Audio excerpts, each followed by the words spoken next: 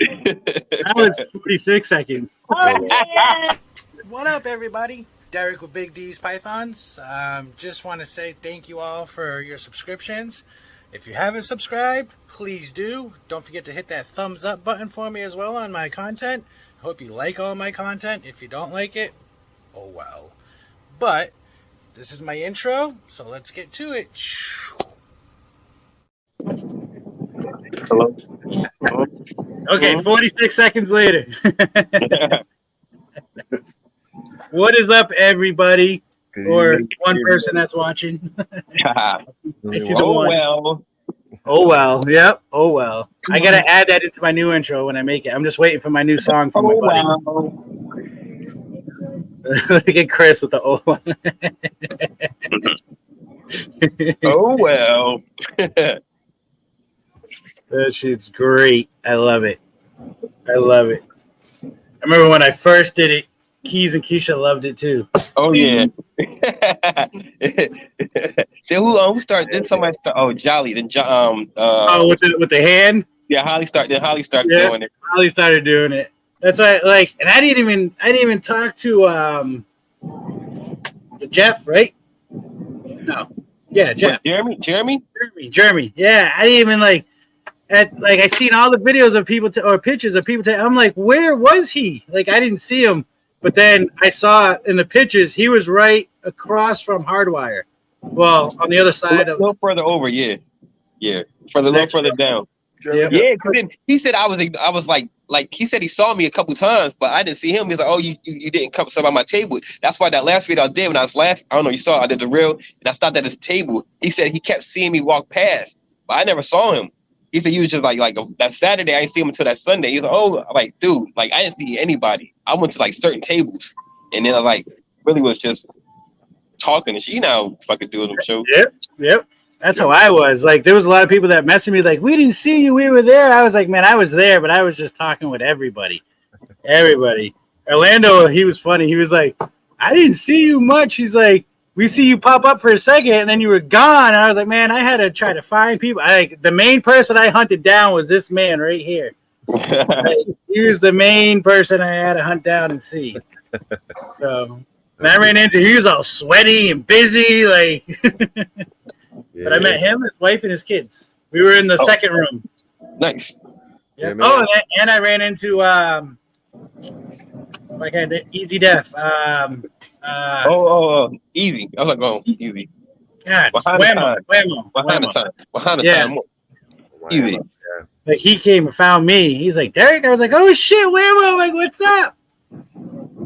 And we started talking about what we were all talking about backstage because he's got some cool stuff too. Yeah. He's got real cool stuff. Right, Sammy, while you were down there? What's up, Sammy? The pool. I can get some more people in here. Oh, wait. Hold on. Bing. Yeah, if anybody wants to join. I was looking for Sammy, too. Because he was writing me all week. I'll be there. I was like, I'll be there, too, one day. Just for Saturday. What's up, Flashback? Please, any update on Tinley? So I have a question. Was this the? Oh, I'm not going. We can't make it because of the move. We're moving next week. Right. Yeah. Damn. Next to me. Yeah. Neighbors. So it'd be good right, Tinley. But I'm sure we're gonna see you, Keisha, so we moving to Georgia. Close.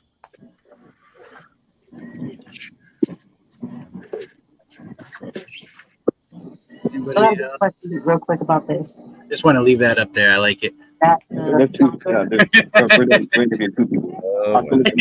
gotta put that on his shirt. Just oh well. Hashtag oh well. Are you gonna start breeding rats again, Derek?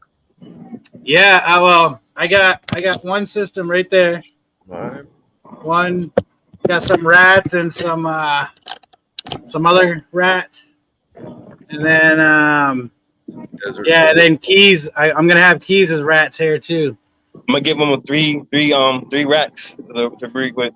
So yeah, well I'm working my way over to Frozen. I got to start doing Frozen. Yes, It's been sir. so long. Been so long. See, I like live. I'm staying with live. Oh, this is. I mean, Frozen. Like what I got from Chris. I mean, they all got smashed. Oh, so it's gonna be Chris's snake. So I mean Chris's rat. So yeah, it should be good. I need to talk to you, Chris, too, because like I got some snakes if you're interested. Because I want a bunch of Frozen stuff again. All right. We're doing some expanding, but we'll get something out soon. Definitely. Yeah, I had my reptile store out here. What's it? Land and Sea or whatever. This guy, his name's Sal. He's best friends with Kabelka for like almost 30 years. I was like, he doesn't like to be known. He doesn't put nobody on his clothes, and he doesn't put himself on. Like, he's real quiet. He's like all about Dallas where I live. Like, he does a lot of shit for the schools, for the kids, and all that. So it's pretty cool. But he's got a lot, man. He's got a fucking 12, 13-foot croc monitor. Man, I haven't seen a croc monitor that close in like over 20 years, man. It was so awesome. Let alone that big. It's mean. It's so mean, but it's beautiful. Beautiful. He's got a where's Fries would like it. He's got the Bell's Bell's phase. Yeah, Bell's phase monitor. Yep. Like beautiful. Then he's got this. I don't know what it is. Well, actually, I think it's an Asian water monitor, but it's all black. I think they call it the Black Dragon. Black Dragon. Yep. Gorgeous. I love those things, man, but I just don't have the time right now. If I was fully retired and solely doing that, well, you know what the other problem is too? I like to travel. So like I want to take a week to Daytona. Who's gonna watch my foot, you can monitor or who knows what at that point in time. So I don't know, you gotta think about that too. You do. Like he's got, well, I'm probably buying this off him. He's got a peach throat. Female. Cute. Oh, she's she's a good 3 feet or so. Yeah, they don't. That's not like that, right? They $750. $750. Damn, that's cheap. That is super cheap. Give me his number. I'll give him 8. Shut up. No, I want it. I want it. It's nice. It's nice. So, and then you can cross those with the black throats. Really? So Orlando's got the male black throat. So I was like, The black throat's really big though. Yeah. But but if I can catch it before he's too big for her, at least get one little clutch out of that, maybe two. I know nothing about breeding them, so I mean they might be fine. Whatever size the male is, who knows? Hey, females, I mean, they can take some big things, so we'll see what happens.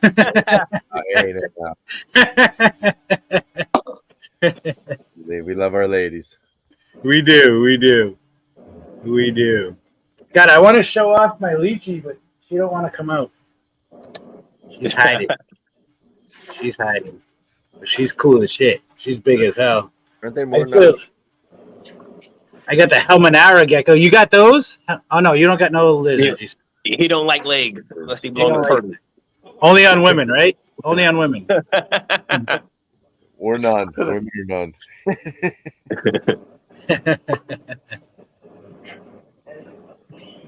Man, it's hot in here. Have you bred the leeches yet, Derek? No. So I've bred every kind. Well, yeah, every kind of Rhacodactylus except for lychees and the Saracenorum. Okay. I was gonna breed lychees, like close to 30 years ago when I got into them, and when I moved from Massachusetts to Florida, I got rid of all my legged animals and just kept all my snakes. Okay, that's the one other thing that I'm interested in. The one other thing I'm interested in. Dogs are animals too, Derek. No, I did bring one. No, did I bring? Yeah, I brought one dog with me, my pug. So that was a long time ago. What's up, Carlos? Carlos, you want to join? I'll email you the link. It's in the chat. Chris, you are not selling all your reptiles. Not you, Chris. I know. You are not. I know you're not. I know you're not. You're not. If you do that, I'm unfriending you. Oh, man. Blacklist. Chris got some beautiful animals. Chris, you can't sell them until I come visit you. What's going on? From a cruise ship. Too bad you can't smuggle them. Well, that's why I said from a cruise ship.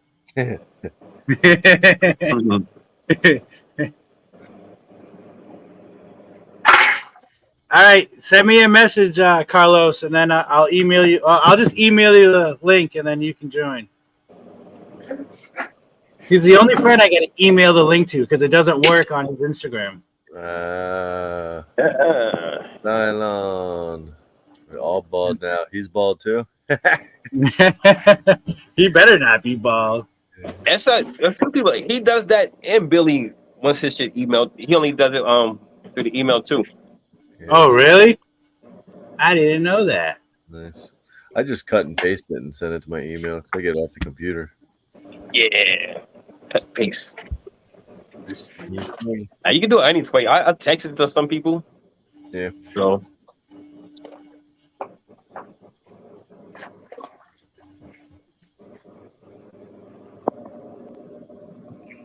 Where you at? Supper for supper. So how many clutches you got to move with, T?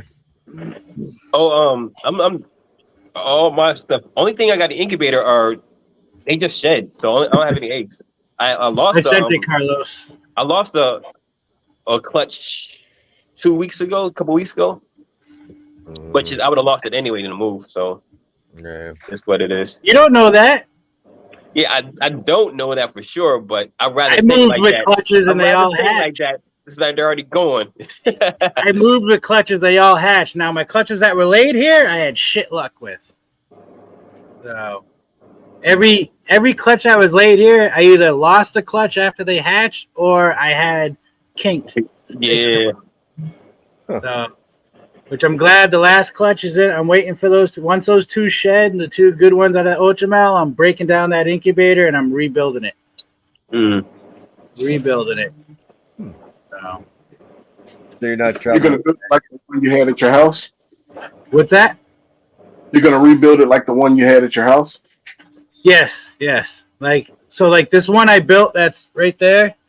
That was the travel incubator, but I made it too big to fit in my truck. So I had to go in the truck. So I just used a cooler with fucking heat tape inside of it, and that worked beautifully. Hooked up to a herpstat. That stayed at 89.6 the whole ride here. Like no issues. What's up, Eric? How many clutches were in it? 4 or 5. Eric, what you do? I had my Children's Pythons clutch in there, which was my first clutch ever doing that. And every single one hatched. All of them were beautiful. One that hatched. The first one I cut, its umbilical cord was tied, and I couldn't. They're so tiny, I couldn't fix it. So it didn't make it.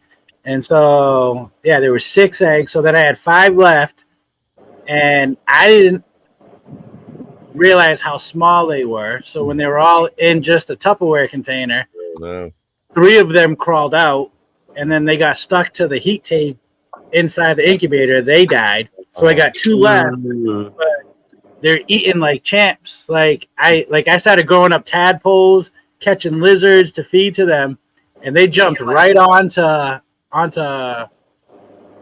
pups of something. So you started them with lizards? I was going to, but they jumped right onto pups. Because I was talking to Phil, and Phil was telling me all different things you could feed them. Okay. Well, I was like, all right, I'm going to grow up tadpoles. I'm going to get lizards, get them on that, and then switch them over just to get, because they're so tiny. Just to get them. I get nothing but notifications across the screen, so I'm just reading off the top. I see y'all or talking. Like, it was a good thing making that group. And then I found out, so Dylon sent me, Kaiju sent me, he's always sending me stuff about children's pythons. And I forget who it was, but he sent me to this guy's page that got like red ones and striped ones and all that. Oh, And Dylon's seen one of my males and he's got black eyes. And Dylon always said that's something or it's het for something. It's a recessive gene. Well, the guy had it on his page, the black eyes. They're like $700 for this damn thing. And I was like, and it came from Barcheck. So I was like, that's kind of cool. So now I'm keeping these because I don't know whose side, because I had all my children's living together, 2 males and 2 females, all in one thing. We don't know who. So I don't know who the daddy is. No, I need Bill Murray over here. DNA test. They're working on shit like that. They're working on that, and they're working on shit with like locality tests. So like, if you have one of the schools out here, one of the Dallas high schools, their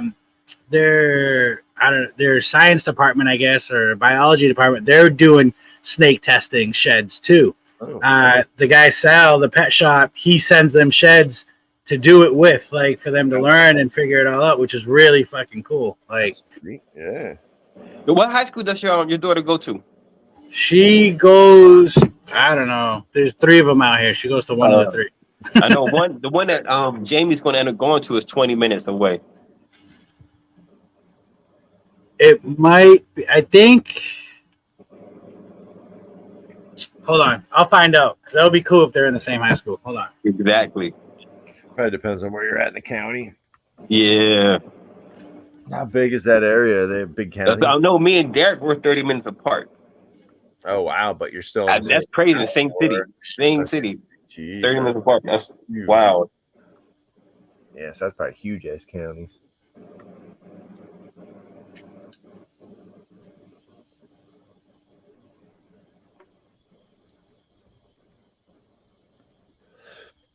So you didn't move with any grabbing girls or eggs? Nah. No. I stopped pairing a long time ago. Right. Just because I knew this year I didn't want that many clutches anyway. Right. So, like space wise. So I didn't want too much. So I didn't pair up. I stopped pairing. I think I stopped pairing in like March. Oh wow. It goes to South Paulding.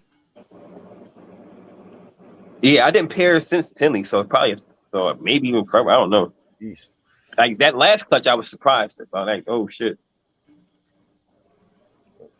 Did you hear me? Nah. South Paulding. South Paulding. I got asked. Keisha went downstairs, but she come back upstairs and ask her the name of it. Yeah, she goes to South Paulding. So that'll be good because Kara, she don't got no friend yet. What's the name of the school that Jamie's going to? I'm not telling a million strangers that. It's not a million strangers. It's not a million. You know how many? They're gonna come to Dallas like, oh, let's go to Georgia.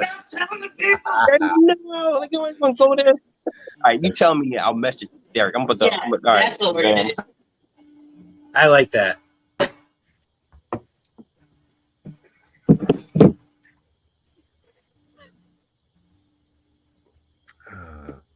How many clutches you do this year, Terry? I wound up having 16. Nice. Nice. Yeah. Well, the 16th one is I'm waiting to lay, so I'm technically at 15. So, Before yeah, that counts. yeah. So she'll probably be really clutch one of next year, is what I'm thinking. So I doubt those eggs come out before the end of the year. I don't think because she hasn't ovulated yet. I'm waiting on her to ovulate. Okay. Yeah. Yeah. It just depends on how I count it. But I had a clutch of hypos started pimping out yesterday, and I've never had shot hypos before, and I swear I got all normal, so I don't know what. So I had my wife looking at him. I'm like, man, do anything look hypo to you? And she's like, I can't tell. So we're gonna wait. That's not crazy. Was it hypo to hypo? No. So the male is a hypo ultra male, and then the female, like the female's one of the first snakes I got. Like I grew up since she was a little bitty baby. Well, no, she wasn't one of the first. I got her like year 2 in here, Right. and and she's just a pastel head hypo. And I got her and her sister, so it's funny because I'm like, man, if they're not really head hypo, they could go. I don't have a need for them. I don't have a need for them being just pastel head hypo, but I was going to keep around because they're one of the ones that grew up since they just was a hatchling. Right. Yeah, once they come out of the egg, you'll be able to tell. I mean, usually, if you've never hatched hypos before, it's tough. I mean, if you have seen them before. And if they're blue, it's real easy. Just saying. Well, I'm hoping after the first shed, I'll figure it out. You should be able to see before that, but yeah, show them off on a. Oh, there trying to it get her out, but she don't want to come out. She hiding. I mean, it's Lychee. It's in a little park joint. It's gonna bite you. No, she's They're chill. Yeah, well, it's an adult. I guess maybe it was handled a lot, but I wouldn't. Derek don't care though. I don't care. You don't care. Wait, the toe Right there cage? in his hand. Yeah, well, it's in the log thing. Oh. Now you can put it back out. Now you can see. Put it on solo. You put it on solo because she don't want to be seen on the camera. I didn't say all that. I just wanted it big. You did Oh, say that. You kept pushing the camera away. I love their like mossy skin and their like eyes. Oh man, they're beautiful. Right in. But she don't want to come out. But I still enjoy looking. she's the size of this cork bark. Mm. Wow. She's one of the bigger ones. She's a Pine Island. Okay, I was gonna say there's certain localities, right?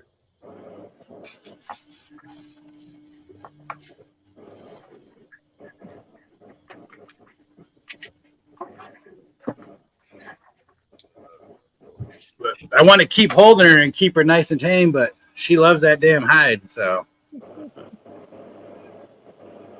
I could probably show you the Helminara gecko, which originally was what the guy gave me, and it was in a log, so I didn't see it. So I just brought it home because he said the Lychee's psycho, because it was supposed to be a Lychee.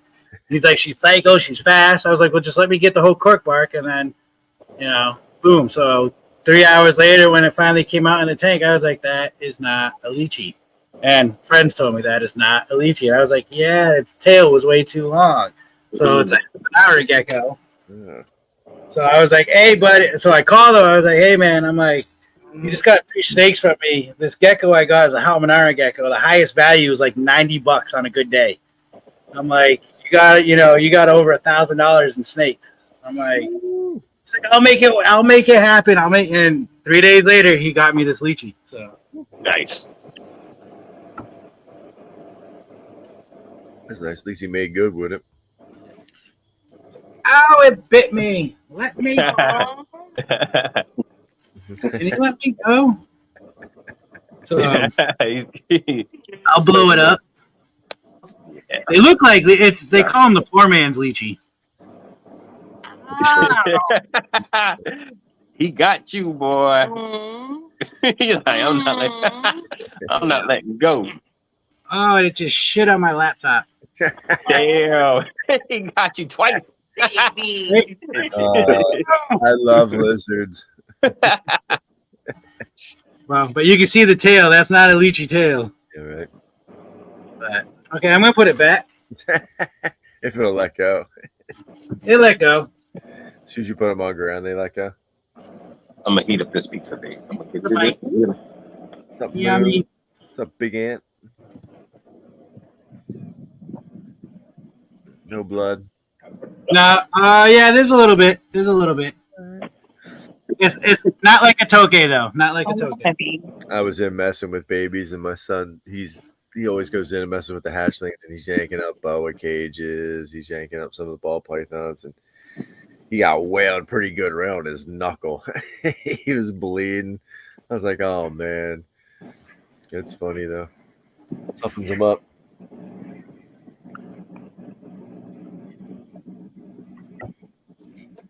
My son got bit by a bearded dragon. He was feeding her off of tongues, and she jumped past the tongues and grabbed his finger. Oh, He was motivated. she really was. And not only that, he was bleeding everywhere. It Oh, was kind no. of, Did not expect him to bleed as much as he did. I'm like, oh, dude. So, needless to say, Worst he broke bite for me first. ever is the Tokay.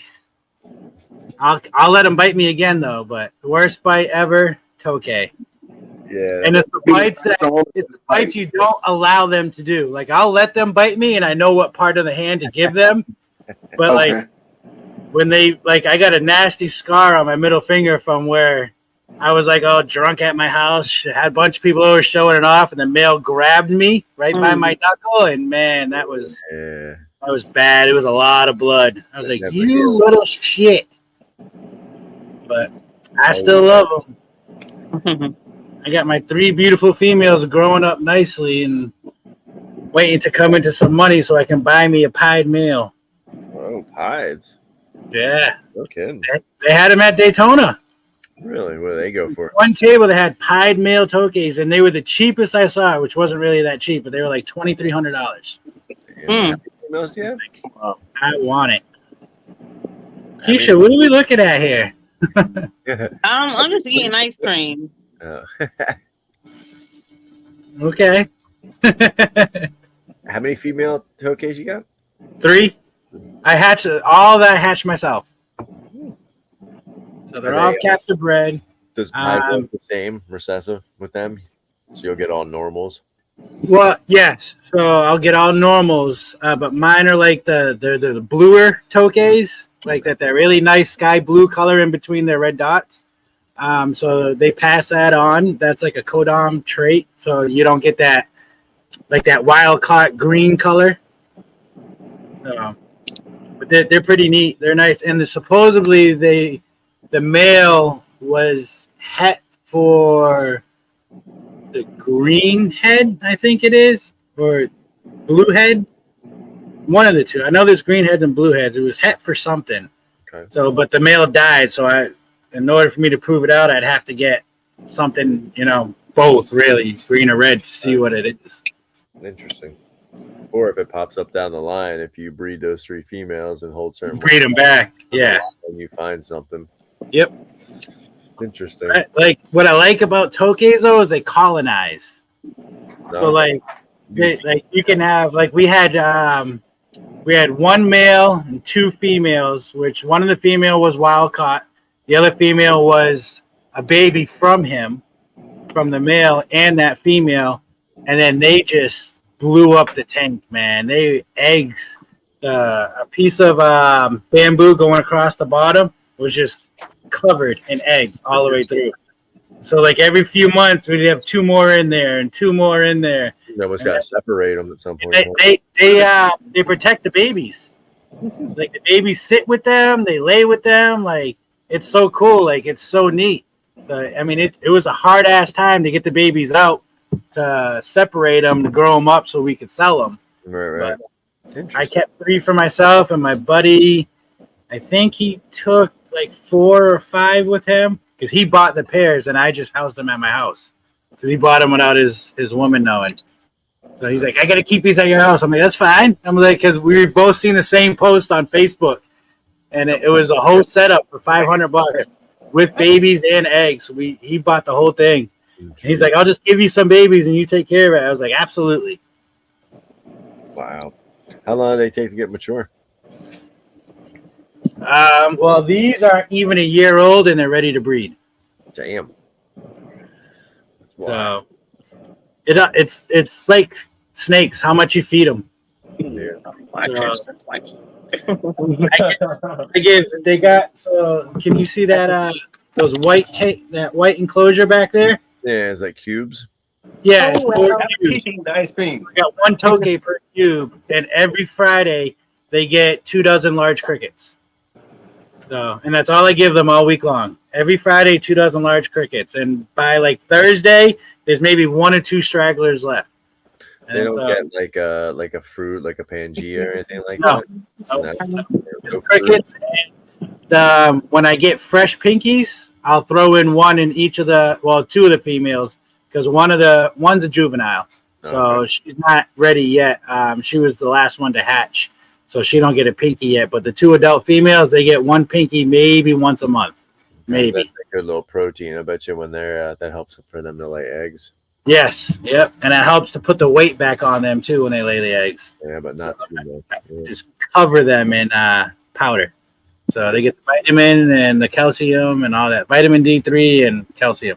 Nice. About just room temperature.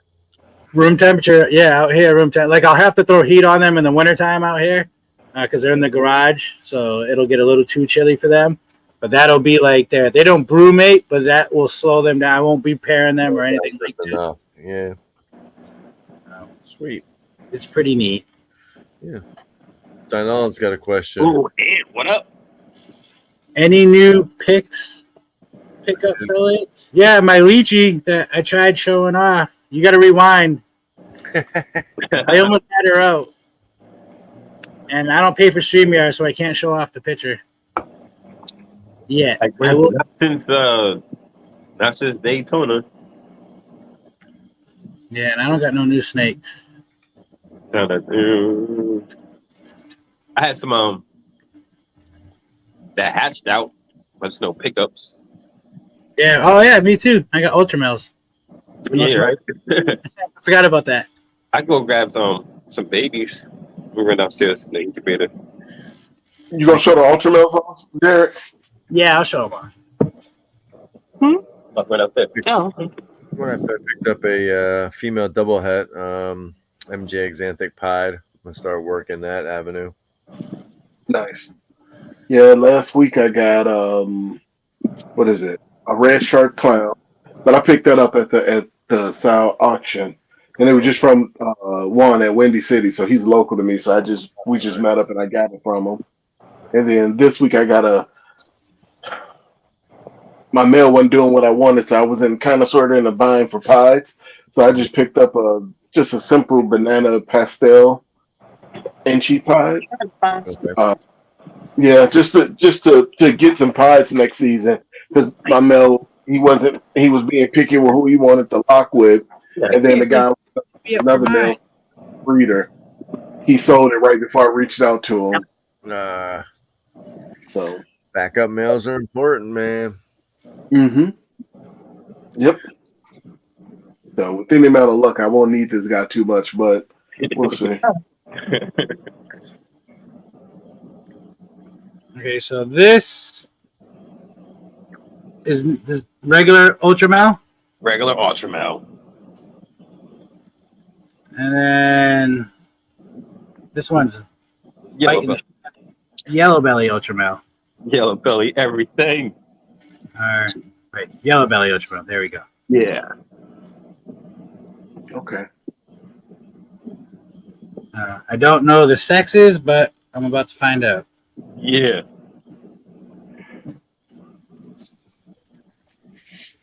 You gonna sell them keys or you gonna hold them back? What are you gonna do? Actually, I'm depending on the sexes is, but I did tell my Brody that I was gonna help him get to the Ultramel project, Orlando. So what I'm gonna probably do. His birthday is the 27th, so that's what I'm doing. Cause Female? I got which one is that? The yellow belly? Nope, regular perfect. Ultramel is female. Perfect. You can get that yellow. You can definitely get her, and I give him my pewter head Ultramel male. Come on. Nice pair. Yeah, I might have some yellow belly. Some hets available, Terry. Nice.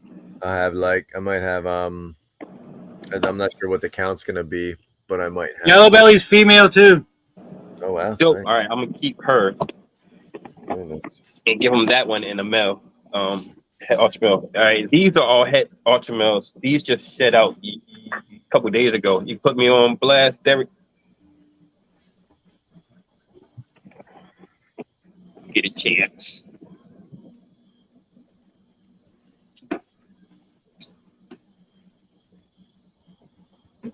And the third one's out too, the kinked one, but I don't want to show it now? up. Yeah. It's pretty Oh, kinked. it was pink? One of them pretty pink. Oh, And it's another Ultramel yellow belly, but it's pretty kinked. Oh, it sucks. This is Nahavi head Ultramel. It's a female. Yeah. nice. X. They get king snakes, Derek, for them kinkers. I know, right? I was gonna ask you about that. Don't worry, I got you in mind. This is a Mojave Enchi Ultramel, another Yeah. female. Yeah. Mochi. Where's that one going? This one, I don't know. Two females, so I might keep. I don't know. We'll see. And I got the males. All the males were these hets, these normals, but they all look pretty freaking cool. They put up. That's the Ultramel. I mean, Mojave. If I get this. They still. These boys got nice patterns. I think. Oh, Trojan breeder female. Nice. Come on. This guy's active as hell. So, Oh gosh. Where's that super gravel? Just had Ultramel? These are all just het Ultramels, males at that. So What's up, Ant? What's up, Bosa? But they all look pretty cool. Yo, Keys, where's that super gravel? Dude, that's what I'm talking about. Where the hell is that? This girl's all thick. I don't know. And I mean, I saw multiple locks, so I don't know what's going on. That was how many basketball tournaments ago? That was last year, bro. I know. It was last year, and it's crazy. Yeah, but I did say how many basketball. I did two gravel to gravel pairs this year, and I didn't have anything. So next year I'll try 3. See what's going on. None of them went or what? None of them went. Oh, dude, that's shit. I had a shitty luck like that with my stranger project. That's the one thing I really wanted though. Like I just wanted to. Hey, you got stranger, Chris? Yeah, I bred them to like 5 females and none of them fucking went, bro. Damn. Yeah, dude, fucking kick. I want to get some stranger. Hey, too. It sounds just like with my redhead, man. I bred him to one. Jesus, man. Obviously, we didn't get it. Obviously, we didn't get it. He didn't want to lock until the freaking Ultramel locked. Yep, he did. That's exactly when he locked. When I threw in the male Ultramel yellow belly with him, that's when he decided to, hey, let me claim this. But he didn't claim it good enough. Would you hatch with redhead in it, Derek? I did Mojave, Enchi, Hidden Gene Woma, Odium. What it do, Ace? That's it. And that's the only clutch I got. I did a couple other pairings with him, but I lost one whole clutch. The whole clutch went bad. And then I did it with Keys, and she didn't take his sperm. And then I did it with double visual albino, right, but he didn't lock, or she didn't take. And I did it with a pied, but she didn't take either. So, but I just got the 3 babies with Phil, and I hit the most banging looking snake ever, but it won't eat yet, and it's like 2 months old. So I may do something I never done in assist feed, but it's a Mojave, Enchi, Hidden Gene Woma, Odium, Calico, Redhead, Yellow Belly. I can't believe you never assist fed. You've been breeding a long time. Because if my thing, survival of the fittest, man. If they don't want to eat, they don't want to. Oh yeah, that's how you do. Yeah, but that snake, I might just have to because that's a banging snake. And then I hit, and then Phil got pick of the clutch, and he didn't even pick the Algene. He said I could have it. Whoa, wow, nice. We think that's the only one with Odium, and he knows that's why we did it. Because I've been wanting Odium for years. Yeah. So, which is awesome of him. But he picked out the Mojave, Yellow Belly, Enchi, Redhead. It's smoking. Got it. Yeah, I saw the picture. That one hasn't eaten either. So, and then I hit a Enchi, Yellow Belly, Redhead, and that's the only one tearing down food. Right.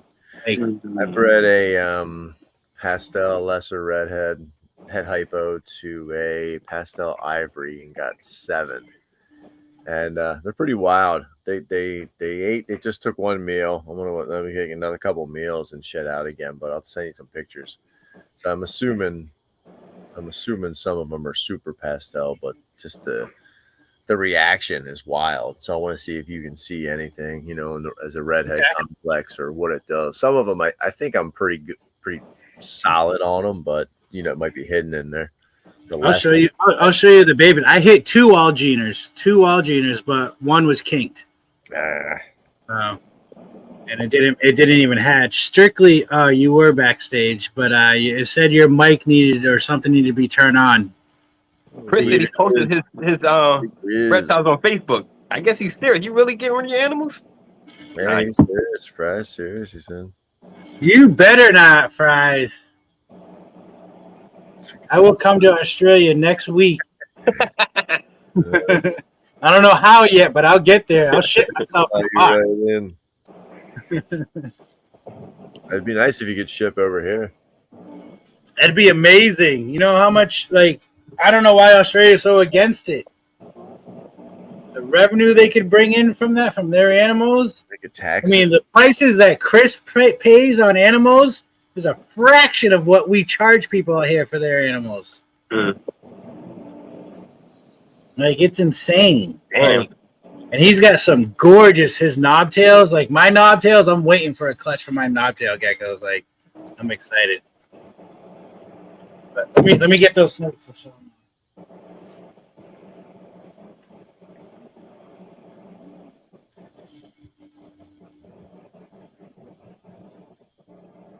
Knobtail geckos, huh?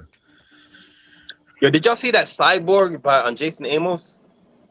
Yeah, that's pretty fucking wild. That shit crazy. Yeah, I mean, it looks pretty wild. Dot on his head. A random dot. All right, so here's Enchi, redhead, yellow belly. Ooh, like that flaming. Everybody likes this snake. Yellow belly. This is the only one I wanted to sell, but now it might be the only one that's going to survive. Let me see more of the dorsal. She got that puzzle thing going on. So what do you think the redhead is doing in that? Because, I mean... so you're not getting the color, but the head is definitely blushed out in red in the back. Right back here. So, down to the neck. Hold on. So the back of the head blushes out like cypress? Yes, just like cypress. It's like cypress. And then redhead also, from what everybody said, you see the little heart? Yeah, it gives a little bit of granity on the back there. That's a redhead mark. That's what everybody said. So, but not all of them have it. Right. It's kind of like a granite. Because, so here's Phil's snake. This is, So here's Mojave, Enchi, yellow belly, redhead. That's tough. Look at that thing. Look at the colors. Mm-hmm. You see the red? You can almost see the red blushing in the head. Yeah, you can definitely see it faded out. But this thing. Oh, no one over there. And then here's the banger. This is the Algener. Come on, open up.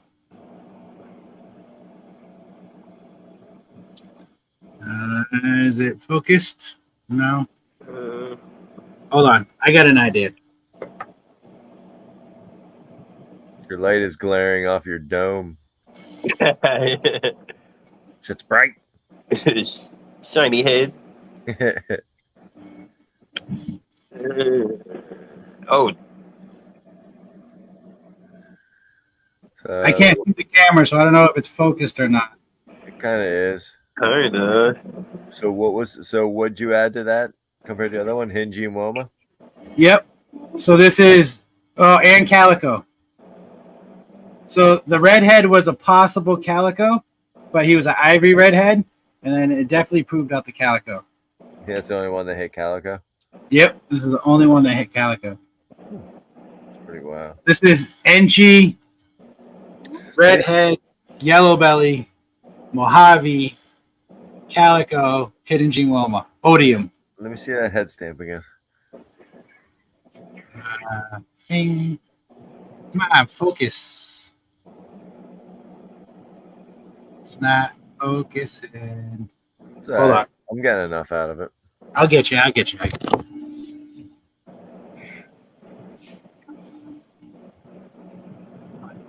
going on, D?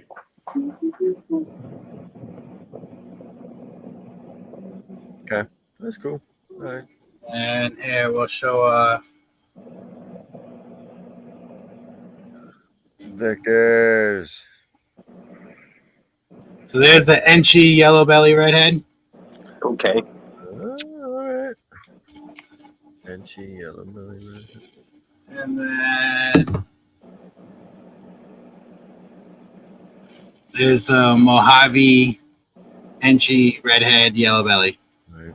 Nice. So these two are the same, just one has Mojave, one does not. It's wild. Right. Such a crazy difference.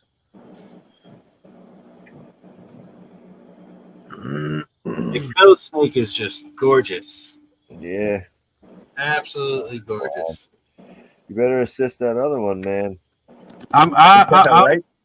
gonna see what I do tomorrow. If you're not gonna assist it, at least ship it to me. I'm about to say, man, I'll come over and do it for you. I'll deal with its punk ass and send it back to you in 6 months at 350, 500 grams.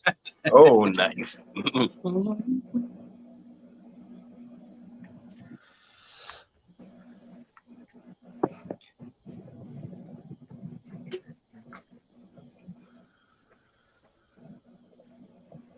I see some of that similar like head blushing though in the back of the eye stripes. I see some of that in a few of those hatchlings that I just hatched. So I think that's going to be a telltale sign, and how some of the blushing was coming up the sides of those ones that had the Mojave and Enchi. It had that super high blushing on the sides with the yellow belly, because everything I hatched has yellow belly in it because it was an ivory female. Like you said earlier, you got to look at it. You got to look for like almost cypress markings, Yeah. but you don't get that crazy dorsal striping like cypress does. And Cypress really lifts the alien heads up. Yeah. Which a lot of people fail to see. What's up, Vickers? They see a stripe on the back and a neck on the stripe, and they think they have Cypress and everything already. And like it's not a little So bit. strictly, it says they will need to connect their mic/cam before you can add them to the stream. Oh, they got going to the thing. I was wondering, like, who's talking in the chat, the other chat, and then they're not up here. They done. Yeah, they keep trying to pop in. They got to go through their phone's browser. So if you're on Android, you go through Chrome. If you're on Apple, you go through Safari. Oh, yep. It's up in the little right hand spot there. Yeah, they got little three dot that's little dots on the right. Click that, then go into the browser. Yeah, they said the Mojave makes it pop. It does make it pop. Mm-hmm. If you go on my Instagram, you'll see pictures of it on, I think, on Keys's symbol, his logo. B Rabbit. B Rabbit. Number them. There's someone else new in here. I didn't even say what's up to my favorite. Chicago. What is that? Chicago Cops. Chicago Cop Watch. Yep. Chicago Cop Watch. What is up? I've been seeing them. They've been seeing them. They've been on the lives lately. We saw them Wednesday and Friday last week. Chicago Cop Watch. What's up, Wiz? Wiz, everybody, link posted again. We got him. What's up, guys? Yeah. What's going on? How's it going? It's going. How you doing? I'm doing well. I'm drinking a very heavy rum, and I'm enjoying the show. My man. I was about to buy some tonight. Is that a rum and coke and a glass with cards on it? Yes, it is. Well, it's not a Coke. It's actually Dr. Pepper, rum and Dr. Pepper. I had that same exact glass. I'd like to drink out of that rum too. Well, cheers. I don't have it tonight. I'm drinking a little bit of wine tonight, but usually rum's my go-to, but I drank all my rum, so. Me too. Last week, I think I polished it off. I had to call my father-in-law because he said he got it to me from Dominican Republic. I was like, I need more of that. I need more because it's so good. Fucking good shit. It's really good. Like, it's amazing. So he has 2 more bottles. So he's coming next month and he's going to bring me one. Dude, I had some shit in Jamaica. It was like gasoline. Right near the beach. Oh, it was. Make 'em up.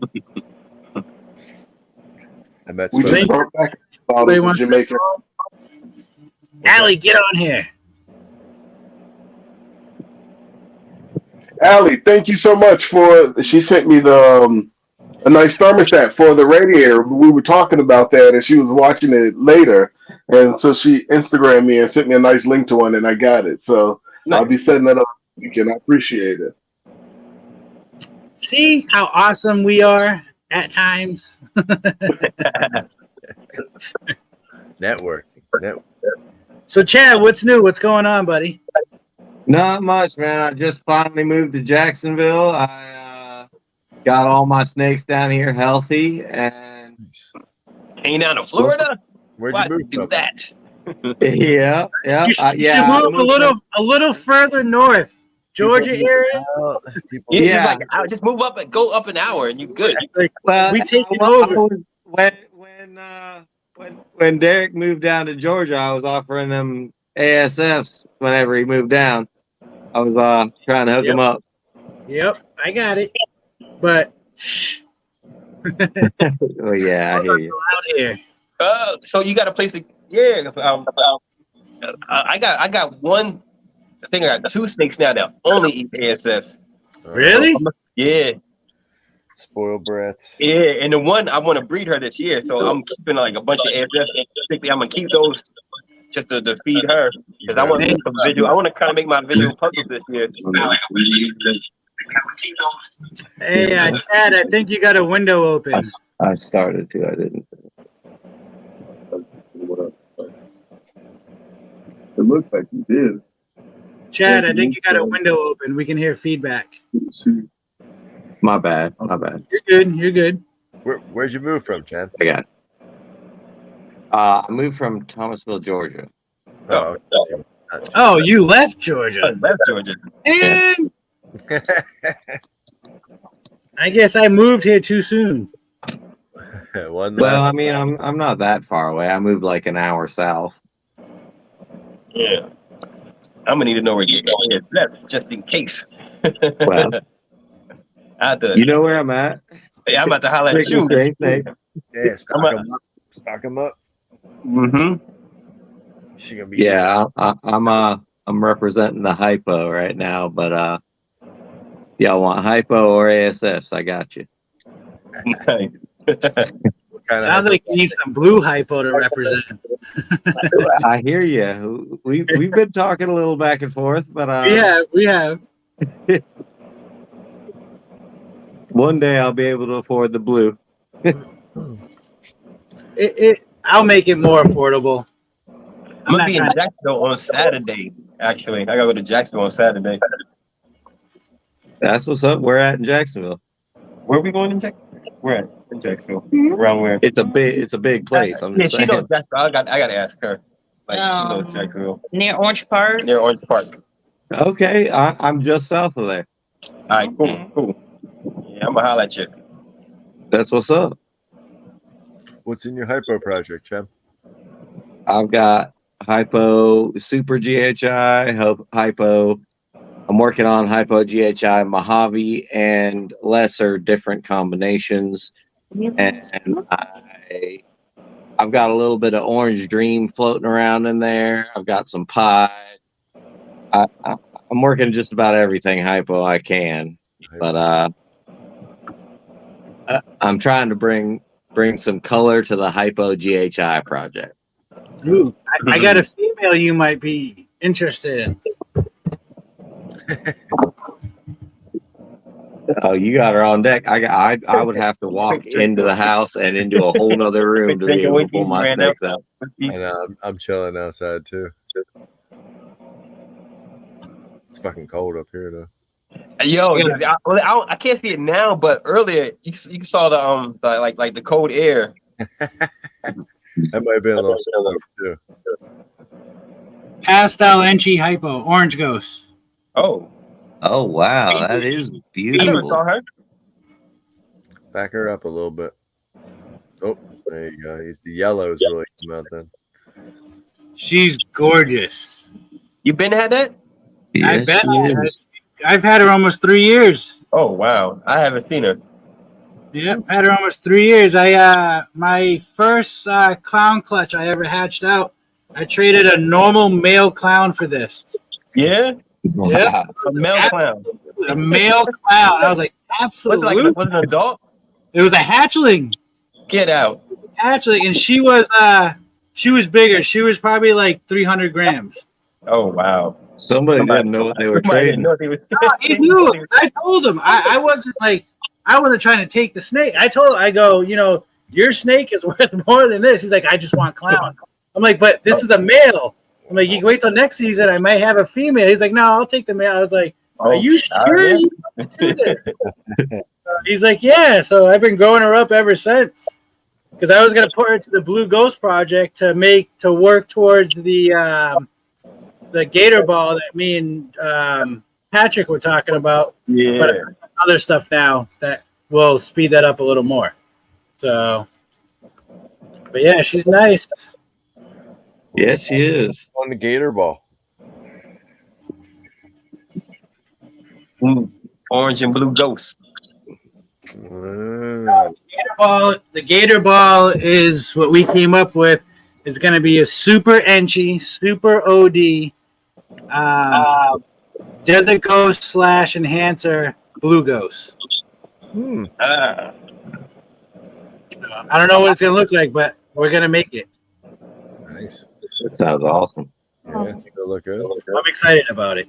It's a long project, though. It's a long project. How many years did you put on that? What's that? How many years? Yeah. Over 10. For sure, over 10. Because to hit all that in one is going to be... It takes some time. Yeah. Fuck the gators. A lot of selective breeding.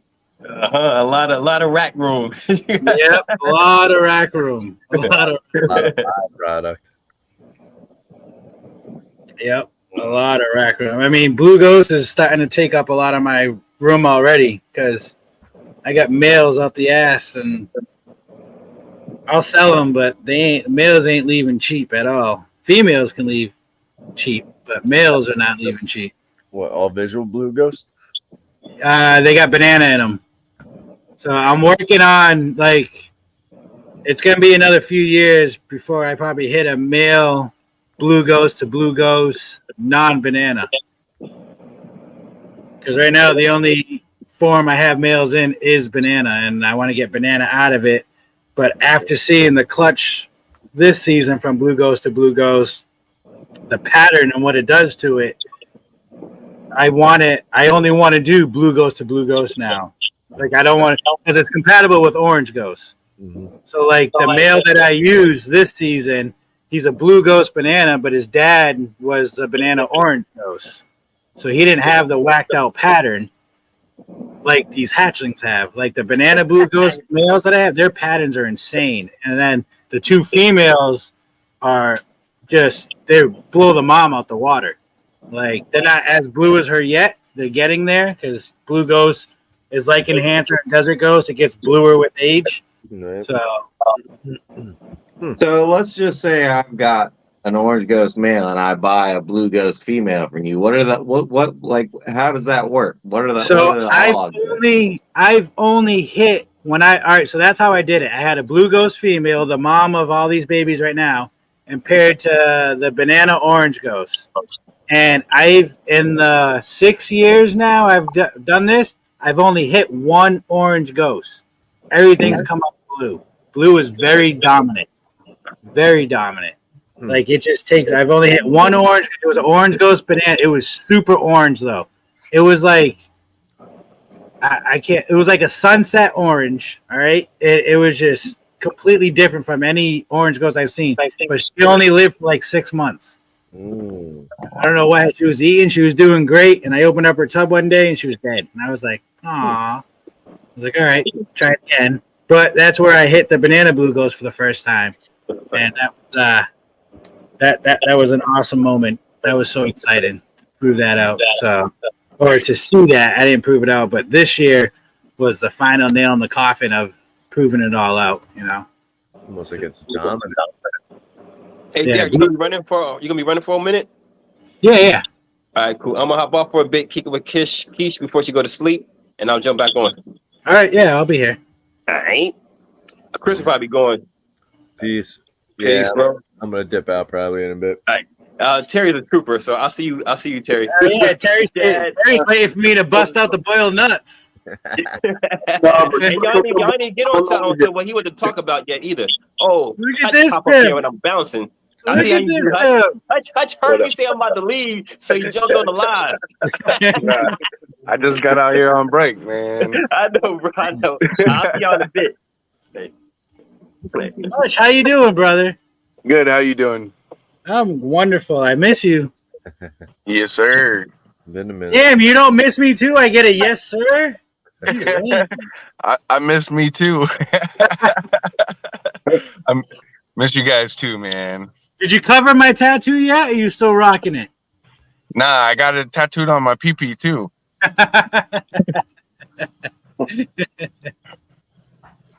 Chris, you remember when he did that? Nah, you gotta tat it up. on my live, he tatted my logo on his thigh. It was greatness. You. Wonderful. What'd you get out of it? The double hat mint ghost pies, right? Yeah, that's right. That's right. Yeah. You still got them, right? Yeah. Because mine are super nice, man. They're complete. Like, so I got another line of ghosts that came from my buddy Aaron Burke from Massachusetts, and it's not compatible with any other ghost line. But they're super nice. They're super nice. Interesting. Like these babies, they're just double hat, 100% hat mint ghost, 100% hat pied. But they look amazing. God, they look so good. Yeah, man. So you know that fancy ass fucking area that I built for all my reptiles and shit? Yeah. They're all back in the living room. Why? The all those storms and shit and all the flooding completely toasted that room, man. Damn, really? Yeah. I'm sorry. That sucks. Damn. Oh, and how many dogs you got now on top of that? With the puppies, 8. Yeah. The puppies are old though, right? How many weeks are they? Like 3 weeks? Oh, they're not that old then. Not that old. Really? Fuck that. No, yeah, their eyes just opened not too long ago. Yeah. Oh, what up, Jay? Jay Slither. The male's gonna be a tank, man. Yeah. The puppy, yeah, he's looking like he's gonna be a long haired too. Ah, you guys send me pictures, man. Yeah. Please, I want to see. What other puppies? You missed it. We were talking about you earlier with your amazing one ball python egg with 4 snakes in it. What? Yeah, sacred serpents. They had one egg, had 4 snakes in it. Damn. What the hell? I'll send you the picture. It's amazing. It's the coolest fucking thing in the world. It is absolutely insane. That's pretty wild. Yeah, I just sent it to you. Or you want me to text it or Instagram? I see it. It is crazy. Yo, no way. It's insane. 1 egg, 4 snakes. And she said it was a 3-egg clutch. Dude, I would have cut that shit. I would have cut it early as hell because it feeling weird, you know? Well, they got to be super tiny. Yeah. Yeah, They're gonna be like almost 20 grams. building python size. Yeah. Probably gonna be under 20 grams. Nah, they gotta be close to 10 grams. Yeah, I was gonna say, yeah, they gotta be 20. Well, if she only had 3 eggs, depends on how big the eggs were, though, too. Yeah. But they're gonna be tiny either way. Yep, they gotta be tiny. I think it'd be like Those will be ball pythons that you start off with pinkies. It's like half a pinky. Yeah. 1 day old. Like I haven't fed pinkies in God years. I start mine off on pups. Like they get big old pups, man. Like eat it. A little bit of hair. Yep, they need the hair. They need that movement, not that roll over. I can't walk movement. They need that like let me jump a little. I think it has a lot to do with the scent too. I think the scent is a lot different and stronger on a rodent that has fur as compared to a rodent that just has skin. Yes, I agree. I agree. Whether it's the dander of the combination of the shavings and the rat, or the rat dander.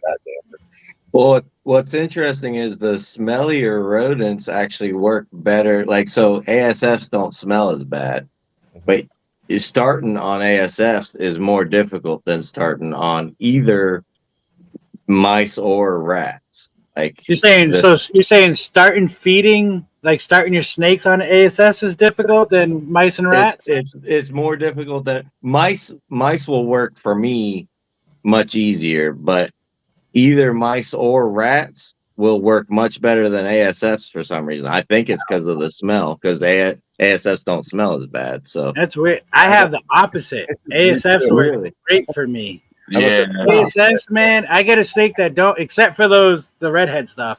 But besides that, they attack the ASFs and eat them like nothing. To where a rat pup, they'll just like they won't even kill it. Like meh. But it'll take about 2 or 3 ASFs, and then they'll jump onto a rat pup. Then they'll destroy live rat. Yep. Well, I've only done 2 or 3 rat pups. I'm normally starting on mice, and mice seem to work a lot better than ASFs. Same concept. I did buy 3 mice. Actually, I lied. I did buy 3 mice like 3 weeks ago to get the redheads on to see if they would go for them, and they still didn't want it. So they don't want nothing. I don't know what to give them. I'm about to give them a lizard. Let's start just ASF fuzzies. Hutch. Oh, Hutch. I'll show you. I'll bust her back out. I gotta show you.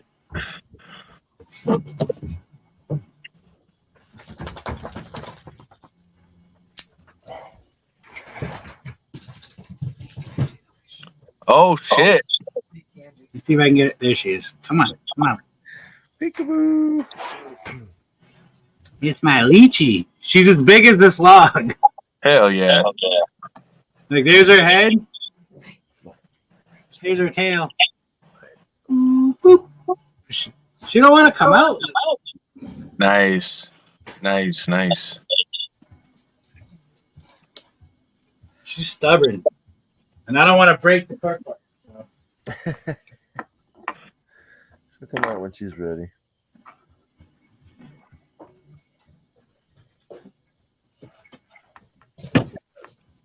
Yeah, I just got her 2 days ago.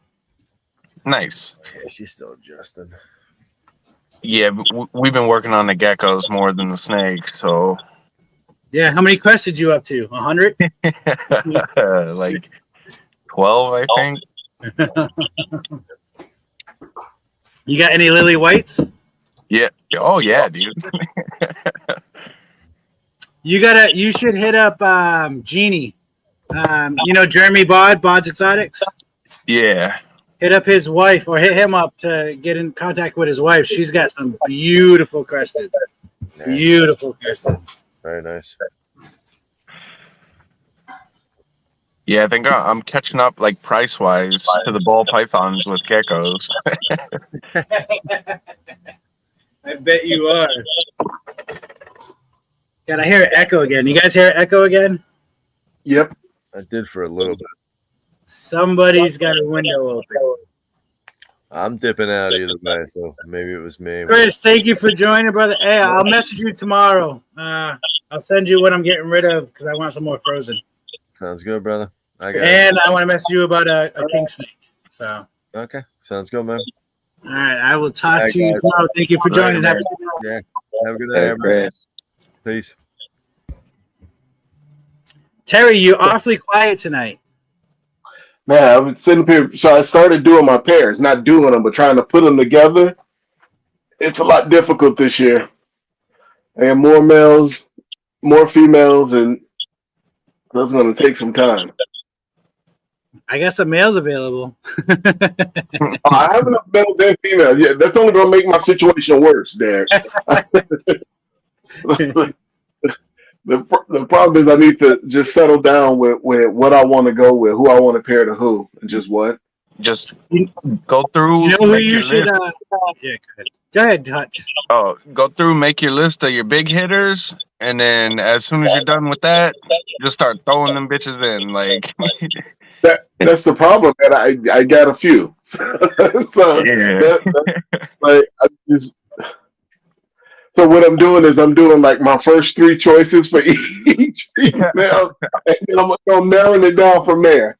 And then I'm just gonna try to even it out with my males and give them the like three females apiece and go from there. Now, are Yeah. you gonna try doing multiple males to one female? Nah, I don't want to do that. I want to know what I'm hatching out and if it's a problem. Or Well, what it will is. you have a backup male? Say if you don't see no locks or nothing Yeah. happening. Okay. That's what I'm doing. That's what I'm doing. Like my first, second, and third choice, and then just narrow it down. Like you guys were just talking about the males locking, and I've been running into that too, where it's like my males for the beginning of this season that was a year old. They haven't started locking until literally right now at the end of the season. And so I have a couple males that's going to be first time going next season, and I'm like, if I run into the same situation, I got to be able to have a backup male to go, to put in the work if they don't want to. Yeah. Yep. Correct. Have you Correct. guys got a male that will not lock with one individual female? Like they'll lock all the way around, but with one female, they just refuse to lock with? yeah, Well, yeah, I do. Yeah. shit. My redhead male, he only likes his dark snakes. I swear, he only likes his dark snakes. He does not like light jean snakes. Interesting. I had I have a a. female that Oh, my bad. You go ahead. time, like at the beginning of the season, she'll never lock to him. So I don't care how many times I put him to her. So she'll wait to the second or third male before she lock. So what I do, I learned last season. So I'm like, okay, I'm gonna put a BS male with her the first time, and then put the male I really want to put to her like the third time. Yeah, she don't like to go easy, I guess. Links in the chat again, anybody, if everybody else wants to join. And Chad, I think you got to have a window open, or like you didn't close all your internet windows from when you were watching. Yeah, no, I closed everything. Am I echoing? Is that the deal? Yeah, I hear echoing. Eric B, what up, brother? I sent you the link. Yeah. You guys have females that like to fight too? I had one of those. I thought she was a male for a second. Any male I put in, beat the hell out of them. So, and she's a big girl. She's 3,000 grams, but she won't she'll lock with him, but she beat the living hell out of him first before she'll lock with him. Like the 55-40 rack be moving back and forth like she's hitting the bar. Yeah. She likes it rough. Apparently so. I made a mistake and put I think he was about 650 gram male in there. And that's why I thought she was a male, because when I opened the tub, he jumped out of my hands. he was like, nope, get me out of here. And so I put a 1,300 gram male in there, and she was hitting him too, but he was fighting back. And I came back the next morning, and they were locked. So he was like, I won, you're defeated. Yeah, seriously. Is the echo fixed, by the way? Yes. Yeah. Good deal. Thank you. Yeah, I gotta send you pictures of that Volta, man. Definitely a Volta. Yeah, how big is it? She's sitting at like 5,300. Damn, wow, that's huge. Have you read it yet? Yeah, and the crazy part is like she almost looks thin. Like I ain't feeding her enough. Like her. I'm gonna send you a picture of what I have available. If you can't read it, let me know. I rewrote it down today, and then I'll type it up for you. Has the Volta laid for you, or is this still? Well, you said 5,300 grams. Have it laid for you yet? Yeah. Like the first year I bred her, she laid. What did she give you? How many? 14. Wow. Yeah, my girl, she gave me, I didn't breed her this season just because of where everything was going, but she gave me 17 eggs last season. They all weren't good. I think 6 of them were slugs, but the male that she bred to Like he was a first time male. He Yeah. was obviously way smaller than her, but she smashed. Like I told Derek, I give her retired breeder males rats, and she take them down with no problem. Hell yeah. Hell yeah. Yeah, She's my garbage disposal. yeah, yeah. I had two of them. Unfortunately, one of them, man, I opened up the tub and she was just dead. She was an 18 egg layer, and I didn't breed her either this season. But she went off food for like a year. She went off food. It was 2 weeks shy of a year, and then she started back eating again. And when she started back eating, like not even 2 months later, she was dead. So Hmm. Damn, Eric B, you're back to work already after that surgery? Yeah, actually, that pewter ghost that I got from you, I actually paired him with that Volta. Yeah? Yeah, but I think he's scared of her. He don't like big girls, man. What's up with that pinstripe line you have? It's still going. Yeah? I haven't paired nothing this year though. Oh, I haven't done any parent. I haven't even wrote down what I'm doing yet. I haven't even thought about it yet. I'm still trying to cut my collection in half before I do anything. Yeah, that's what I did. Hold on, Chad. Let me see if it's you. Hold on. no, I think it may be Hutch. I only hear it when he's talking. I don't hear it right now. Hutch, say something. Oh, wait, Hutch, unmute yourself. There we go. Hold on. Something. Yeah, no, it's Chad. Well, we're back. Am I echoing? You're not, but now I hear myself. Chad, back out and come back through the link, but do it like how you came in. Are you on your phone? Oh, never mind. I think he's having the issue like Big Mike has all the time when he first joins. Which I'm staying up until he joins because I know he'll get on. He better get on. I haven't talked to him in like 2 weeks. Having mic withdrawals. And that's who, Terry, you should talk to Mike too. Run through what you have with Mike. Let him know, 21st century. He'll help you out. Like, that man is a wizard at genetics, man. He's a wizard. Much better, Chad. All right, good deal. So I've got an interesting question for y'all. I'll give you an interesting answer. So there's, several different lines of hypo, several different lines of exanthic. What do you think? Why do you think that there's so many lines of this particular visual trait that don't work with each other? That's a really good question. It could be where they were found, where they came from. Or it could be, how you got TSK exanthic and you got VPI exanthic. Right. Maybe they're not both exanthic. Like, they're just calling it that because of the look. Yeah. Oh, just like, God, what's another one? Chocolate and God, what's the other one? Chocolate and Wookie. Okay, they think they're the same, but like people are saying they're the same thing, but they're not. Because they are. Has anybody bred a chocolate to a Wookie and made a chocolate Wookie or a super Wookie or a super chocolate? They have. They say it looked different. Yeah, supposedly Canova did. He does do everything, so he does do everything. I don't know. Like, look at I don't know. Gosh.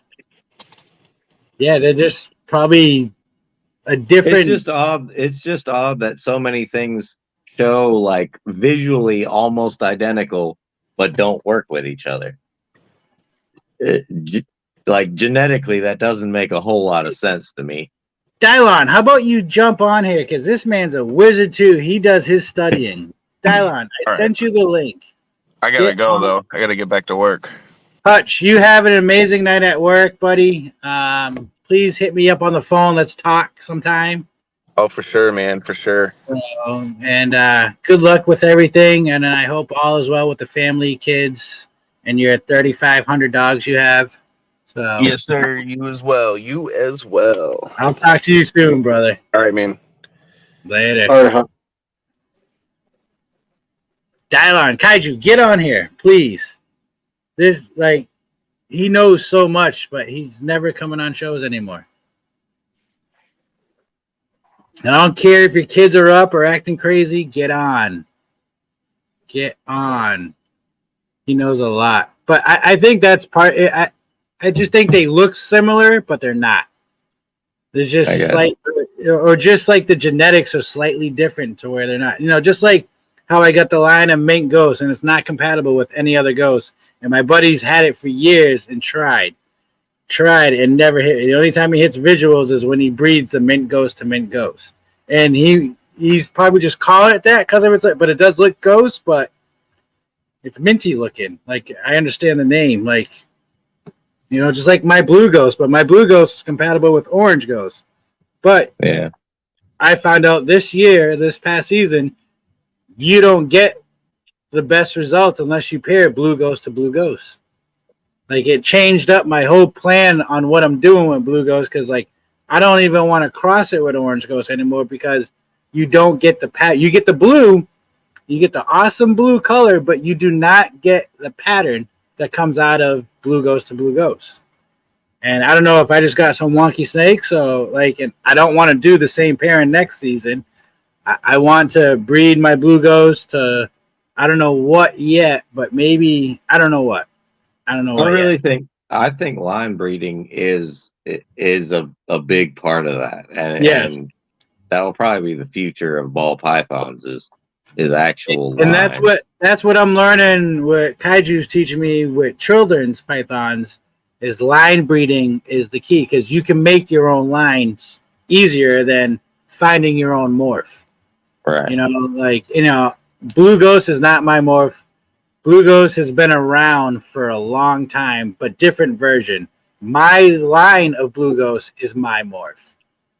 Yeah. But everybody else's has been different, and their snakes don't hatch blue. They turn blue after 6 to 9 months of age, and they're not compatible with other lines of ghosts. But mine hatch blue, and mine get bluer and bluer with age.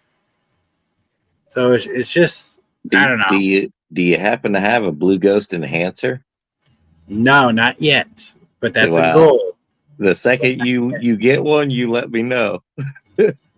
Not yet. Like I want enhancer, but I only want to get it from Billy or somebody that bought it from Billy. Right. Like I had a sweet deal because I won on Ray's show, my favorite podcast. I won the 50% off on any snake I wanted from Anton or Antoine.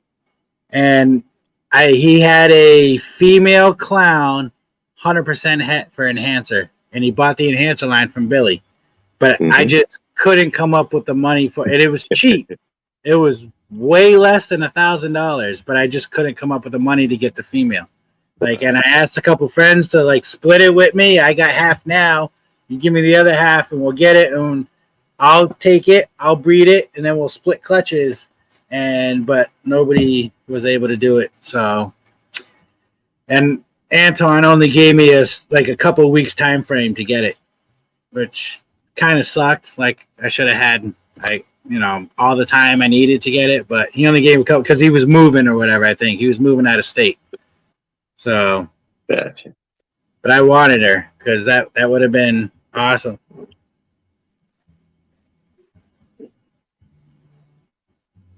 Sorry, Eric's messaging me. Oh.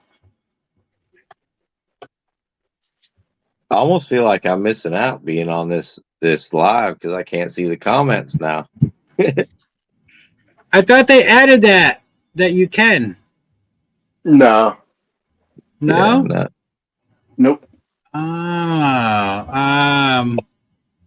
well, if you got another I'm not device, you can complaining. open it. I'm on your show right now. I can't complain about that. 12 watching, 10 likes. Thank you, Chris. You shouting everybody out. I love it. Open it up on another device, just mute it. And then you can see the comments. Yeah, I would, but Man, I swear, I thought they changed about that. 4 deep, 5 deep. I don't know if I can do all that.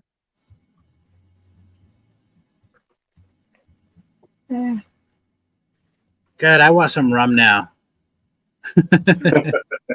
I was in Jamaica at the beginning of August, so we brought back some, and that was my first time ever bringing back alcohol, so I wasn't familiar with how it worked.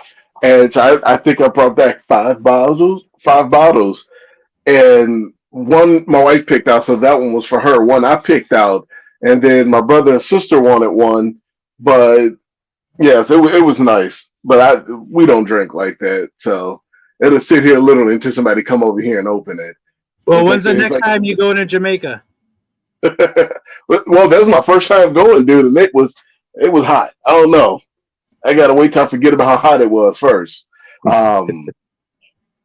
It was a different type of heat. We went in the middle of summer, and the people there was like, "Oh yeah, you should have came in winter. That's when most people come." Well, I don't like the heat like that, so I don't know if I'm ever going back. I don't mind the heat. Well, next time you go to Jamaica, bring me back a bottle and I'll give you the money, please. I don't care what kind of rum it is. Just that'd be awesome. But so I went on my first cruise ever in October of this year. Okay. And so my first cruise ever was supposed to be in December, and we were taking our kids. It was a family trip. We booked for 2 years. We were paying it off.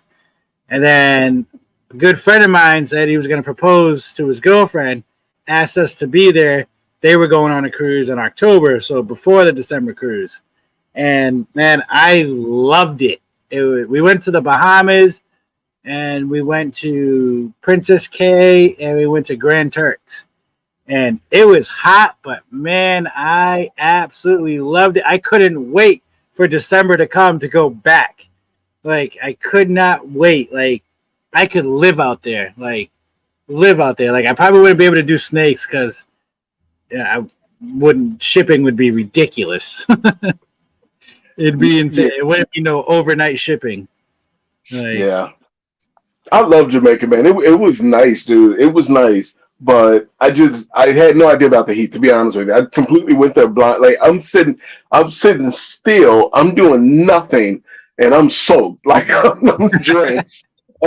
I'm just I text my brother a picture, and I'm like, this is not okay. So now, did you have to when you went? Did you have to stay in the resort? I mean, not no, have to. Yeah, no, they had the shuttles that'll take you anywhere. We went to what is it called, Rick's Cafe. We went a lot of different places, so they had the different shuttles to take you. But I wouldn't necessarily trust the people who weren't on the resort to because a lot of people tell you, oh, we'll take you here, we'll take you there, or we'll take you to go get some authentic food. So I wouldn't necessarily trust them, but the people at the resort, they took us everywhere we wanted to go. Okay. That's what Yeah. A lot of people say it's a little crazy and scary over there. No, it wasn't so much scary, dude. It was nice. The people, so when you're walking on the beach and they're selling the stuff on the beach, they're a little pushy, but outside of that, it wasn't too bad as far as that. It depends on what level of street you are. Yeah, that's true. And my buddy that was he was definitely taking in the how do you say it? They knew who he was. I'll put it that way. And so you were able to get stuff to smoke everywhere down there. Literally, we got off the plane, and the guy who was taking us to the hotel, he had it. The people at the hotel, the people walking on the beach, they love random it. People walking past you, They love it everywhere. Police had it. Like it was It's wild. it's like when I went to the Bahamas, right? And we went to Nassau. Man, it is a completely different world there.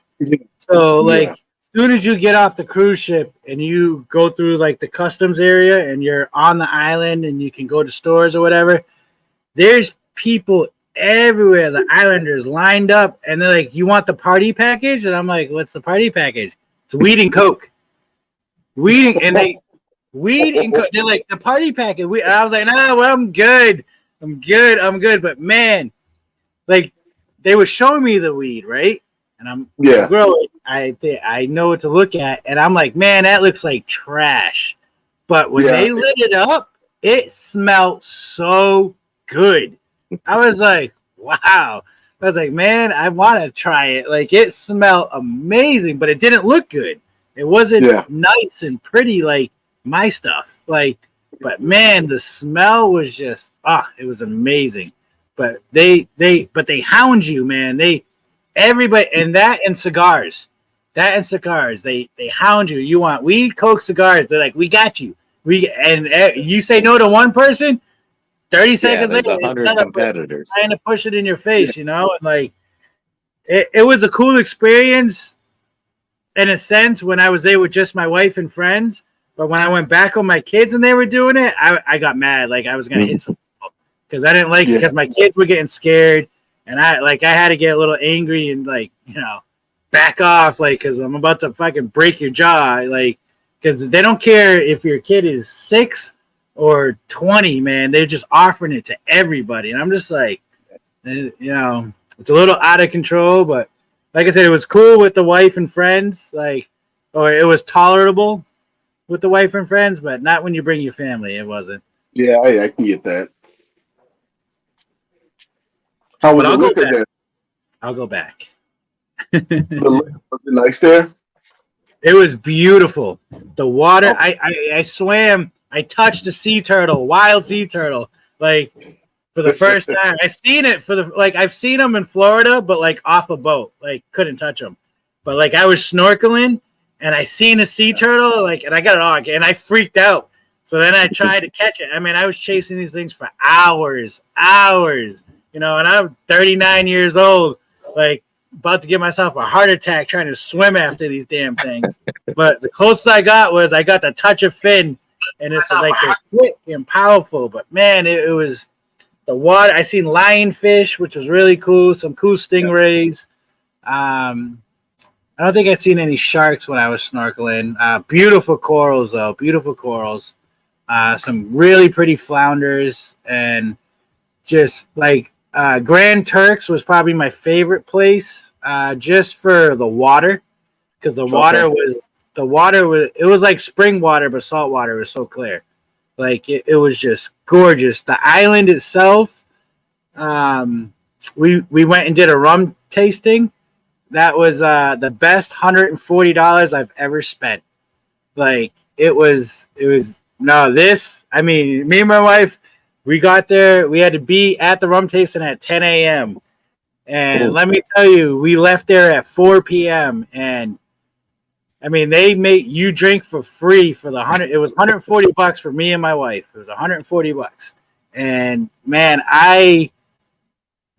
if it wasn't for the shuttle to bring us back, I wouldn't have known where I was going. But it was amazing. The rum was so good. I bought 4 bottles of it and brought it home.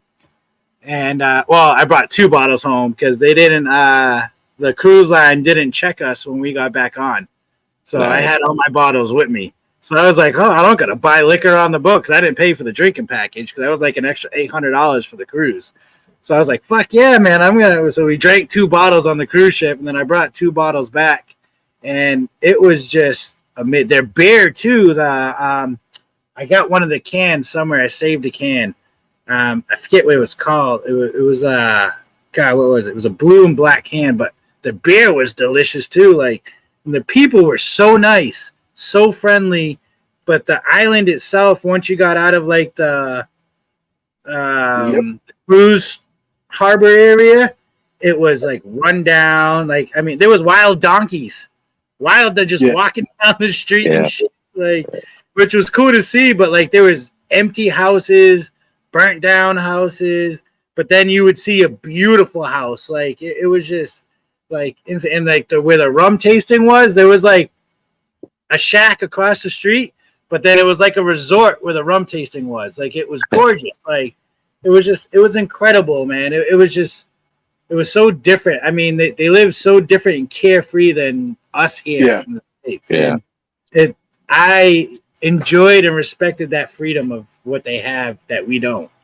You know, or the pressure that we carry to make everything look good and be good, where they just they don't give a shit. So if you could visit any one place in the globe as a vacation, what would it be?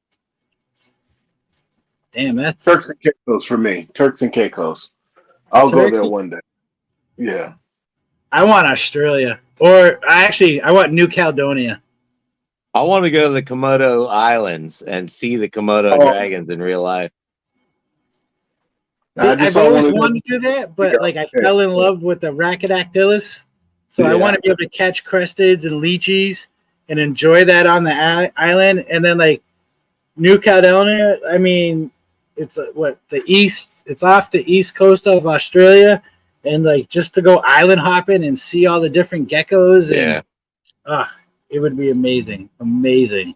I'd want to keep everything I caught. I'd find some way. I don't know. Sneak it back in my Stanley. What were you gonna say, Terry? I said I saw a thing earlier today where Komodo dragon ate a baby deer, and I'm like, nah, that's too much.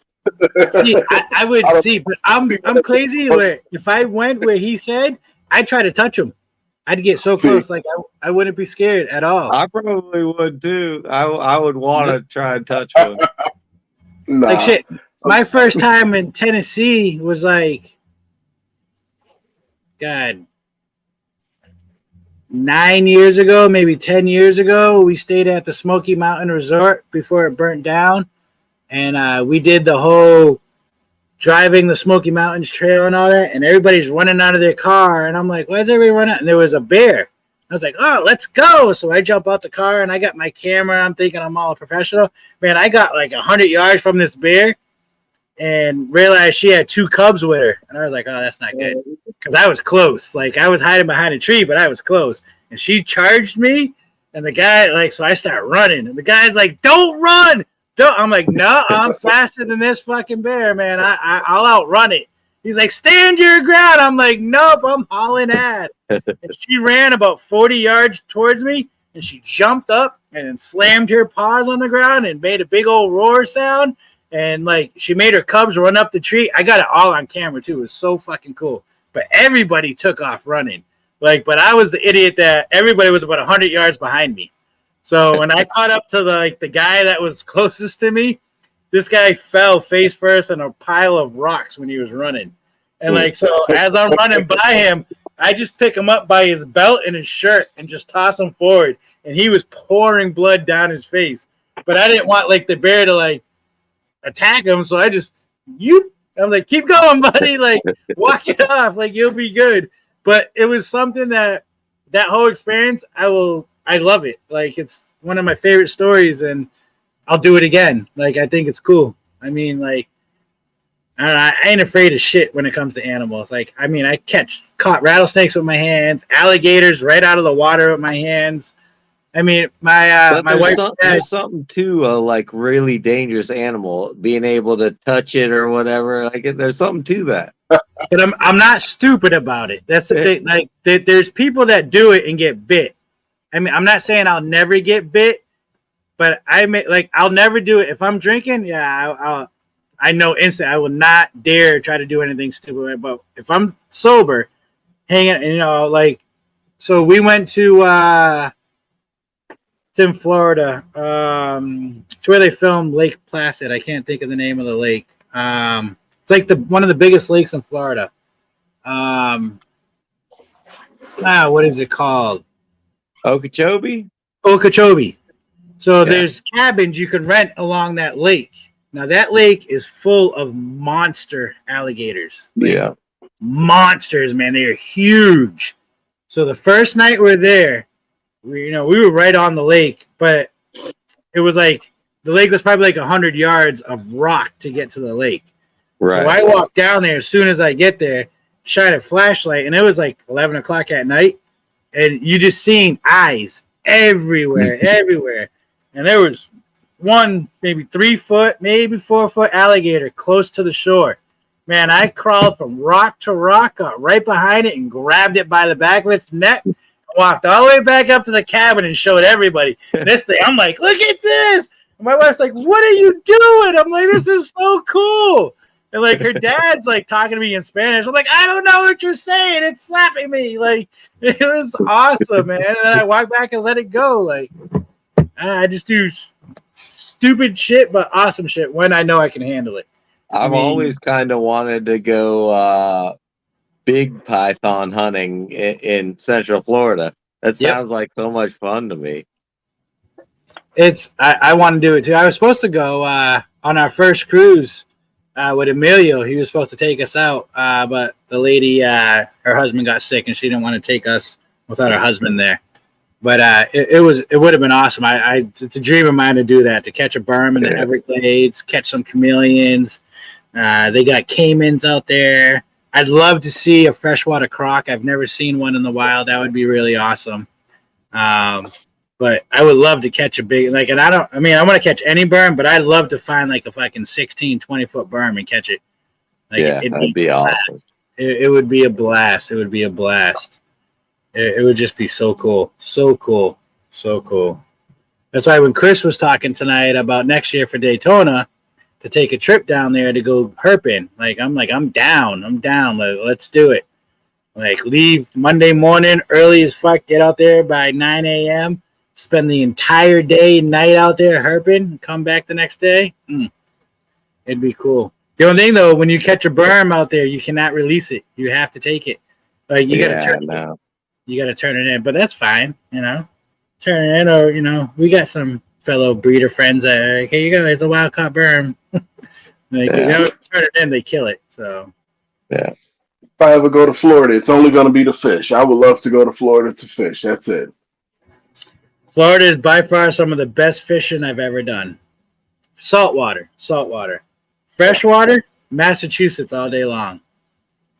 All day long. I will take you to a place called Leonard's Pond.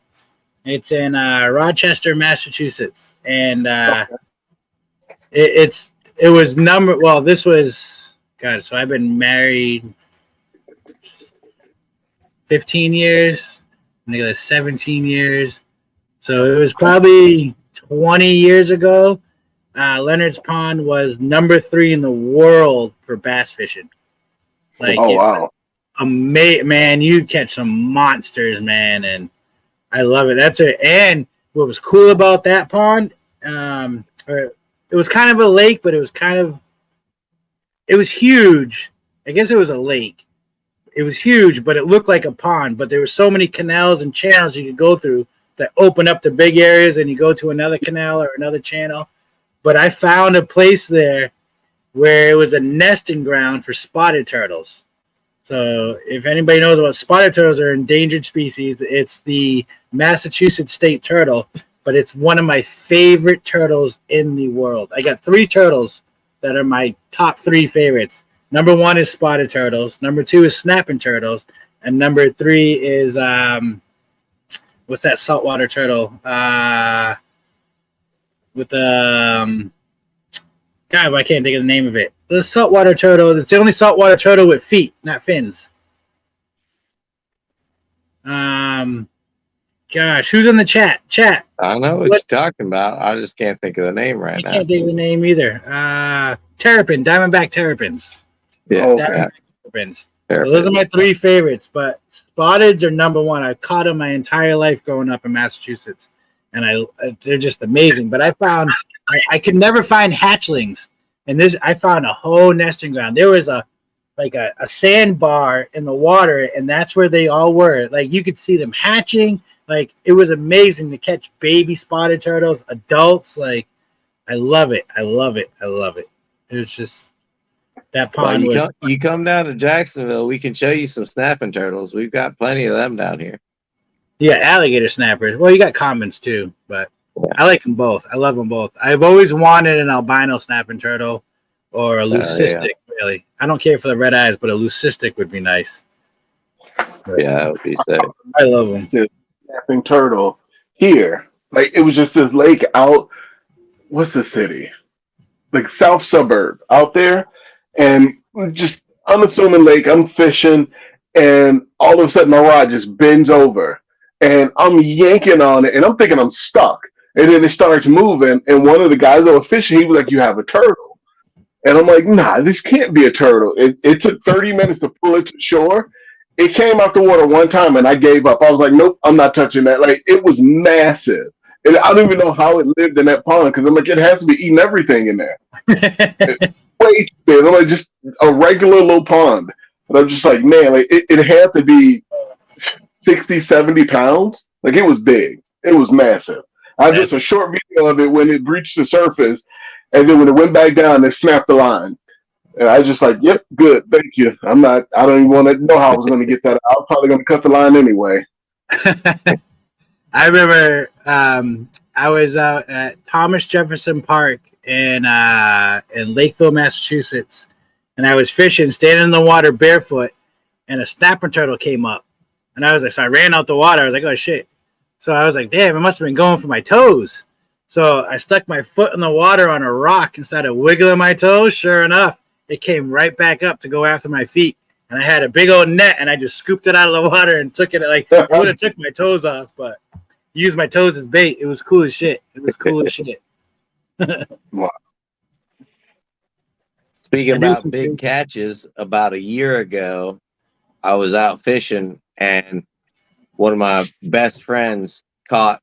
He wasn't trying to, obviously, and it's illegal to catch them, but he hooked a manatee. Really? Oh, wow. Yeah, that's like a 800 to 1,000 pound animal. He thought he had the biggest fish in the world. He was trying to reel it in, and eventually the thing just finally swam up to us, and he was like, "Oh shit!" How did he hook a manatee? That is. I don't really know. It was lucky or unlucky. I don't know, but yeah, he hooked a manatee. That thing was huge. Like they call them sea cows, but for real, sea cows. That had to be a hell of a fight. Like, out of all my years of fishing, the best fights ever are from a shark or an alligator. Mm-hmm. Best fights ever, man. I love that. Like, the power in that animal. Damn, I'm trying to find a picture to show you, Terry. I was out in, you ever fish at Waukegan Pier, Fishing Pier? Waukegan, no, but I'll be actually at the different piers in Chicago next week. All next week. I'm trying to catch a king right now, and they're running. So, see, that's what I'm trying to say. So, yeah, I think it's in October. You can go snagging for them. You get 3 days. They allow you to go snagging for them. And at Waukegan Fishing Pier, they go running right through the whole canal right there. And so I never went snagging in my life, ever. I didn't know how to do it. Like, I was like, this is like a shitty way of fishing. I'm like, there's no skill. Yeah. So, but my buddy's like, I'll teach you. He's like, we'll go before the 3-day weekend. He's like, we'll go, and I'll teach you how to snag carp. I was like, all right. So we're out there, and you can see carp were everywhere. Man, I couldn't snag one for the life of me. I'm like, this sucks. I don't like it. I want to fish like the real way. So I asked somebody else there that was fishing for a worm.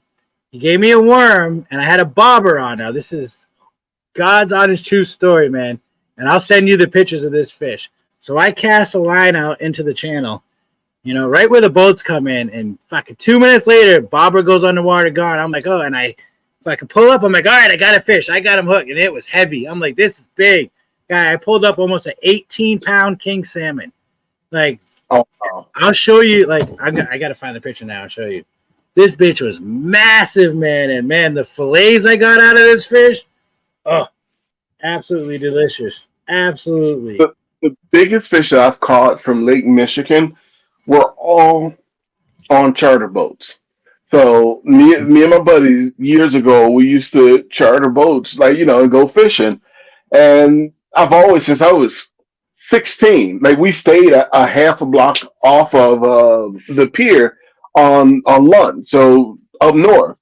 And so that's how I got into fishing when we moved over there. And I've always caught babies. And so when we chartered the boat for the first time, like it was just amazing the difference in fish. But we were, I don't know, probably 30 miles out. Like we were pretty far out, and we were in 200 feet of water.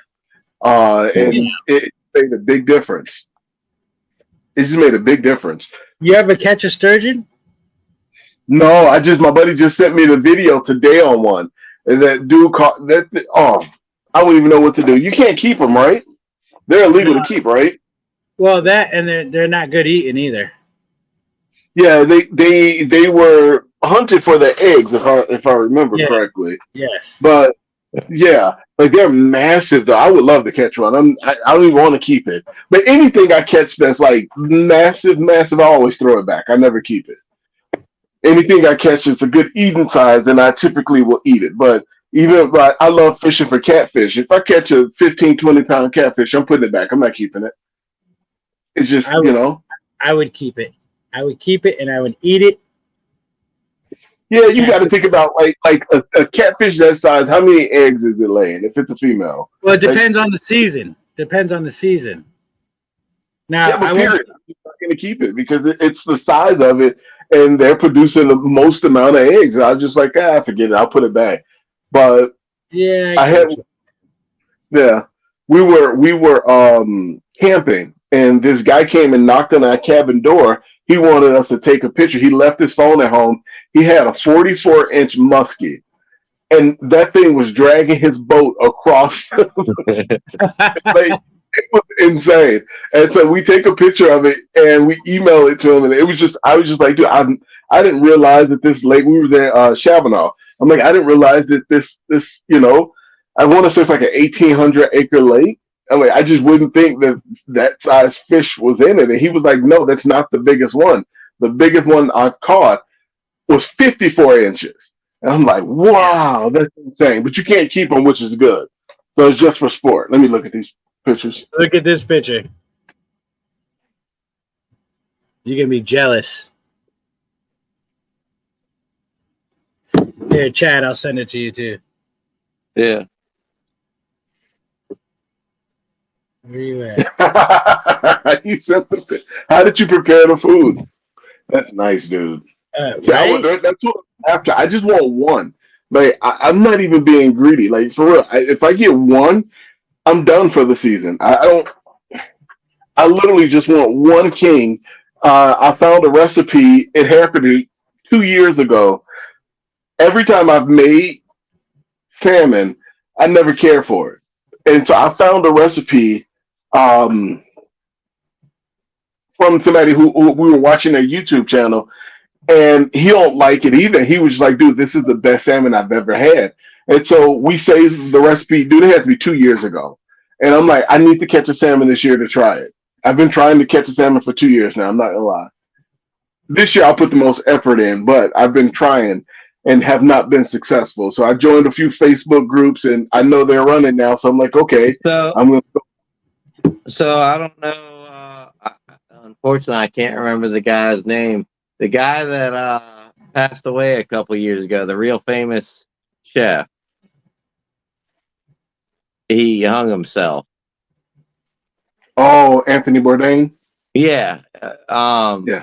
He's got a fried salmon recipe that I've tried that is incredible. You should look it up and try it if you get some more salmon at some point. But it's I'm getting it here. I'm convinced. Very good. What I did with that salmon, I left the skin on it. Okay. Baked it, but I just used tomatoes, onions, and basil. That's it. Oh wow.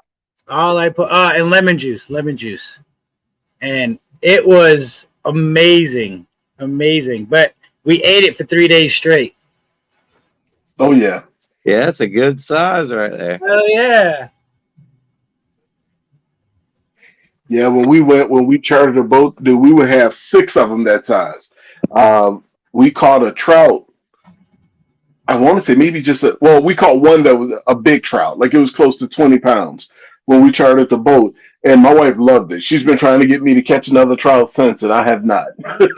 Like not a big one. Like I've caught the small ones, but you have to be out far on Lake Michigan, man. You have to be able to go out far to catch it because they're in the deep water. So they like the cold water, trout does. And so they won't rarely come into shore. I've never had trout up until a couple weeks ago. I don't know if you guys saw my post when I was cooking the fish on the grill. Okay. That was so this guy in Illinois, he's a friend of my friend. He bought a snake off me, and so I delivered it to him because he lived like 20 minutes away or so. But he's big hunter fisher, and he's like, "Man, you want some trout? Fresh trout? I just caught it the other day." I'm like, "Hell yeah!" I never ate trout. I'm like, "I'll take." He gave me big old pieces. I was like, "Hell yeah!" So I just cooked them like 2 weeks ago. And, man, that's some of the best fish I've ever eaten. And my wife was like, I don't know if I want it because my wife is used to salmon and tilapia. And I'm like, tilapia is like, it's like the sunfish of the world. I'm like, it's nothing great. It's good, but, I mean, salmon's great. I'm like, you got to try more. But she loved the trout. The trout was so good. And then there was 2 pieces of trout and a perch, big old perch in there. But, like, I've eaten everything. I've had bluegill, which is delicious. Bluegill is. So there's some lakes by you, Derek, where you could get pretty like in the South. That's what I mean. You can get pretty freaking large bluegills. Here, you can't get down. You like bluegill are like panfish. They're tiny. You got to go up to the UP. You got to go. Okay. It's called Black Lake. It's in Mercer, Wisconsin. Right? It's Black Lake in Mercer, Wisconsin. It's about, it was probably a good 8 hours from, where was Fulton? It was about an 8-hour drive from where I was working at. And so we were working on a tower out there. Man, we caught a bluegill. It was the size of a large dinner plate. It fed 3 people, 3 guys that went, we were all working. Like, we went camping, like, because, like, my old job working on towers, we get per diem. We'd get, like, $40 a day if they buy us a hotel. We'd get $100 a day if we get our own hotel. So we all got a campsite. It was $5 for a week for a campsite. It was like $2 and change for 3 guys for a week.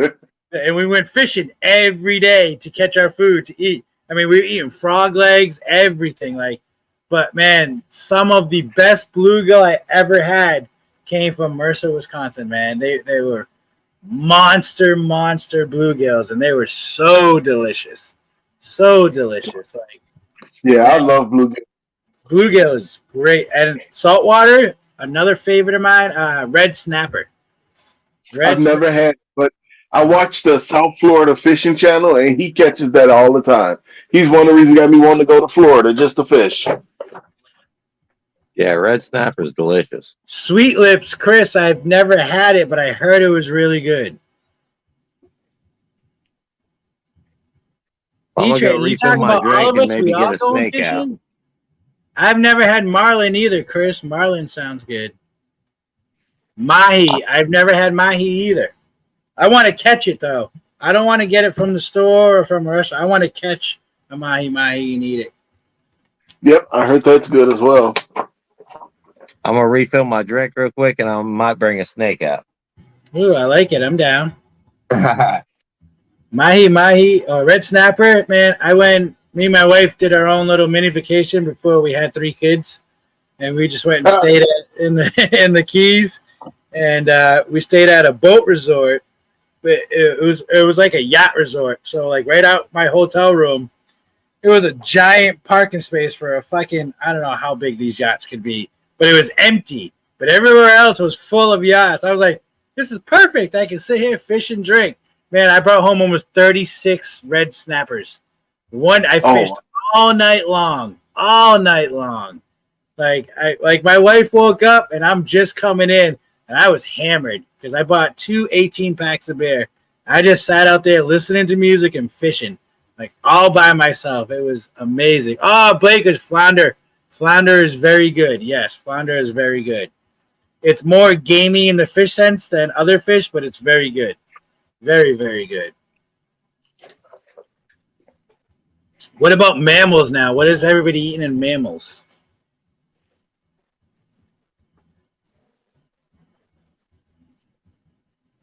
Not much over here. No? You ever have quail? No. Quail's really good. Pheasant is delicious. So my neighbor across the street, he brings me pheasant. Like he's a big pheasant hunter. Like I guess it starts in a couple months here. Yeah, he loves to go pheasant. Yeah. Pheasant is delicious. The only thing that sucks is most people hunt pheasant with a buck shotgun, so you got to be careful. You'll have the beads and the meat. I've never tried squirrel, Blakers. That's like ask someone to eat a seagull. They're like scavengers of the world.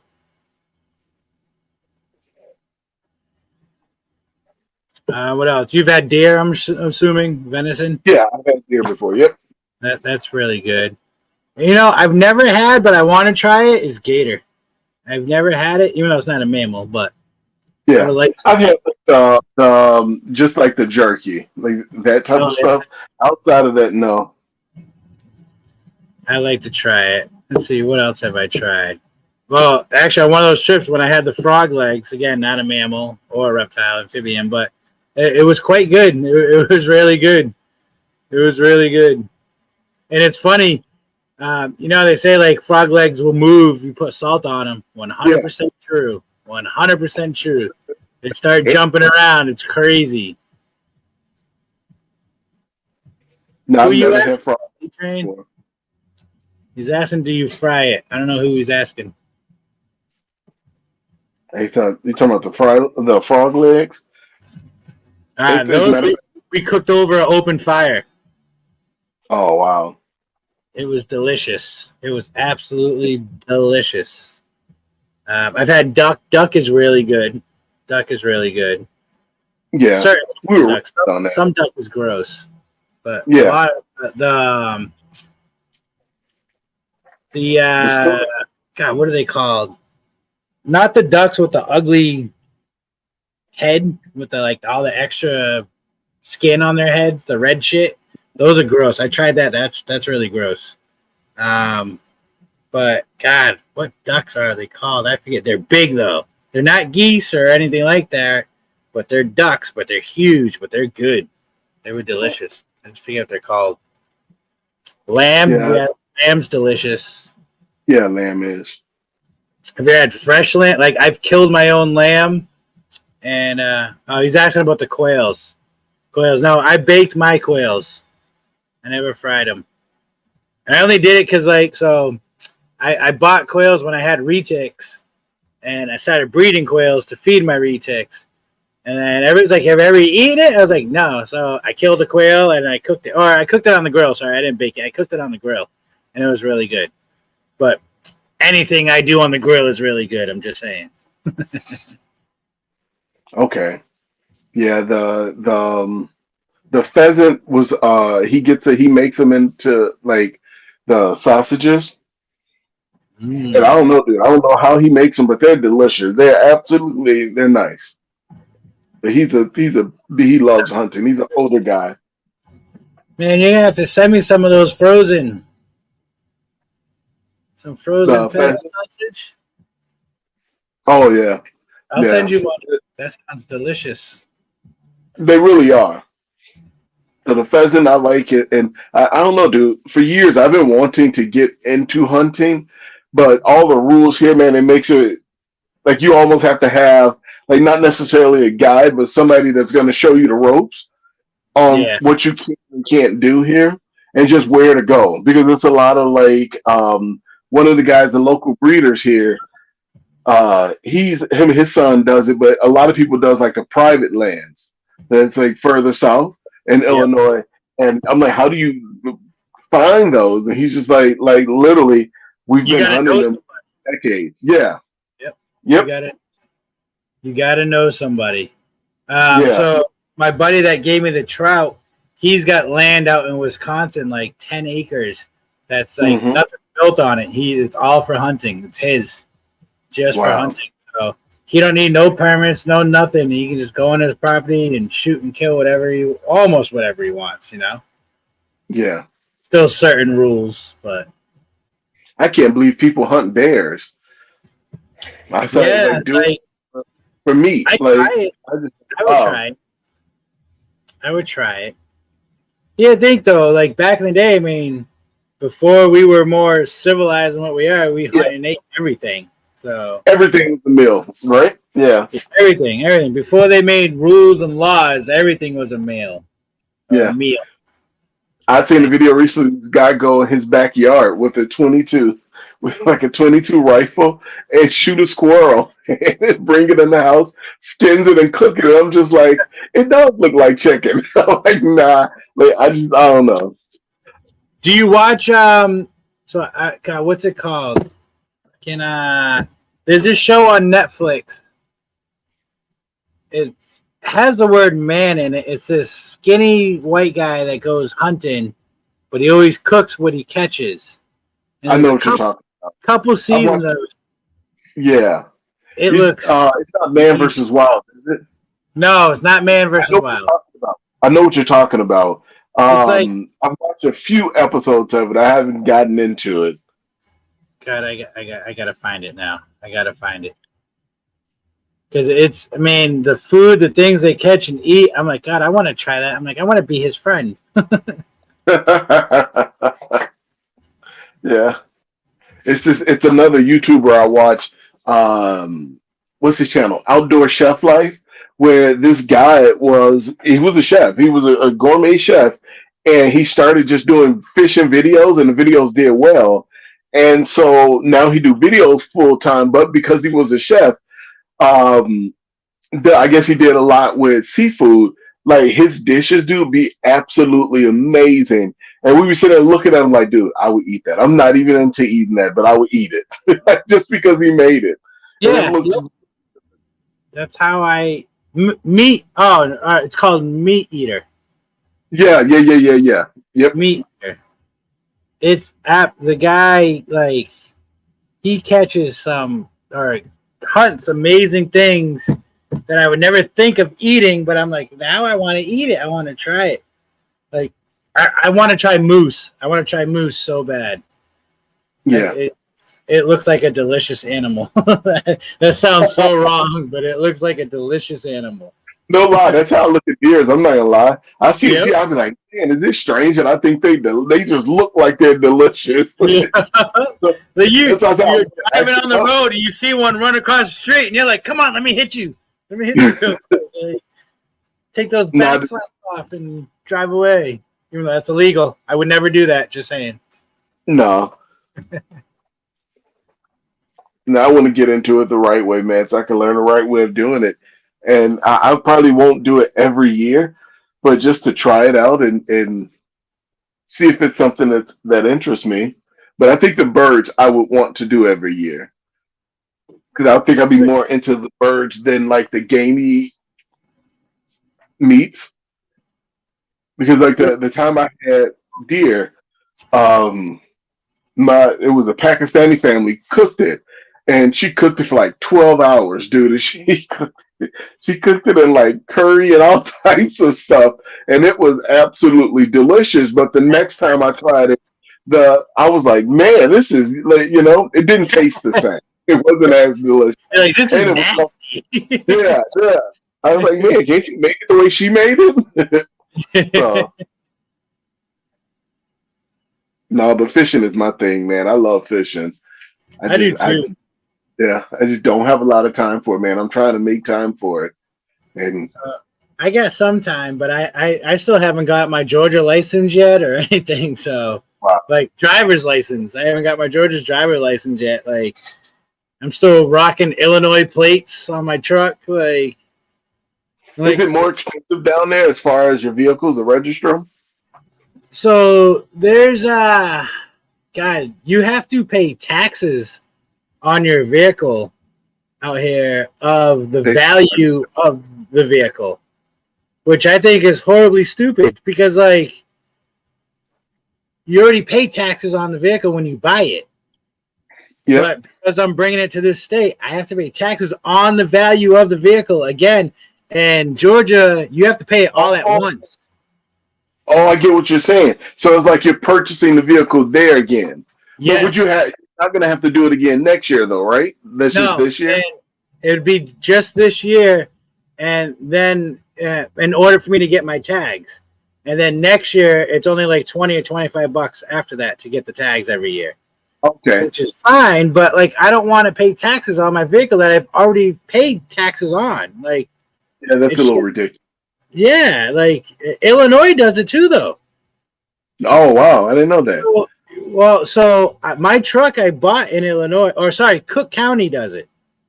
So I bought my truck in Illinois, and then just last year I had my truck for 3 years. Cook County sent me a letter saying, "Excuse me, I owe X amount of dollars on this truck taxes because I didn't buy it in Cook County.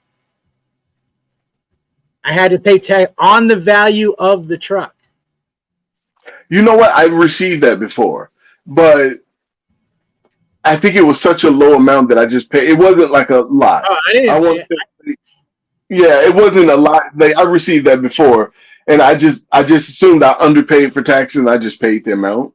But it wasn't much at all. But my buddy, like I have a couple buddies, like I know Arizona and then Indiana, like they pay taxes on their vehicles based off what the vehicle is worth. And now that's ridiculous. Every year. So every year the fee to register the vehicle is based off of, yes, every year. So you get a brand new car, like he just got a brand new car, and yeah, he had to pay $800. And I'm like, damn, I was complaining over my 151. Yeah. So it goes down gradually. But yeah, when you get a new car, like the first 3-4 years, they're getting you. That's horrible. Like, yeah. And then people wonder why everybody hates the government. Like, why do they gotta take more money from us? For what? That's how it is everywhere, man. Like you're gonna pay it. But like, I get like, you ever see those people that just live off the grid? Mm-hmm. Like, there's this one guy. I don't know, I forget how many years, but he's been collecting like pieces of wood, old boats, and he built a fucking floating boathouse in the middle of nowhere on some lake. Like, solar powered everything away from. He's got no bills, no nothing. Nobody hounds him. He's got to get to shore once a week to get his food or whatever. But I'm like, I'm jealous of that. But I could never live like that either. Like, I could do it for like a couple of weeks to see what it's like, but never. I don't know. Do it like if we didn't have a kid. What's like, up, brother? Get in here. My dream was always. Thursday's been back for what? A month and a half, 2 months. Say it again. Thirsty Thursdays. It's been like a month and a half, 2 months. Yeah. Yeah, I'm back, Chris. I'm back on 410s. Well, this week has been like 413s, but there he is. What's up, handsome? What's up, bro? How you doing? I'm working. Yeah, what are you bouncing? Yeah. There's an echo. I hear it. The window's open. Yeah. No, we have a speaker outside too, so.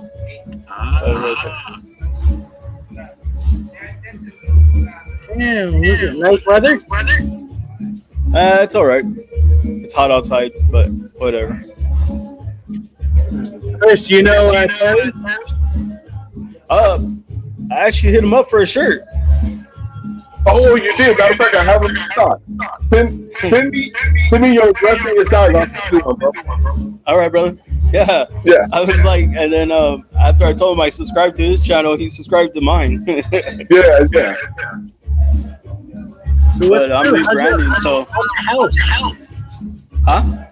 Your health. I mean, it's hanging in there. I mean, I'm not gonna say it's better, but I'm hanging in.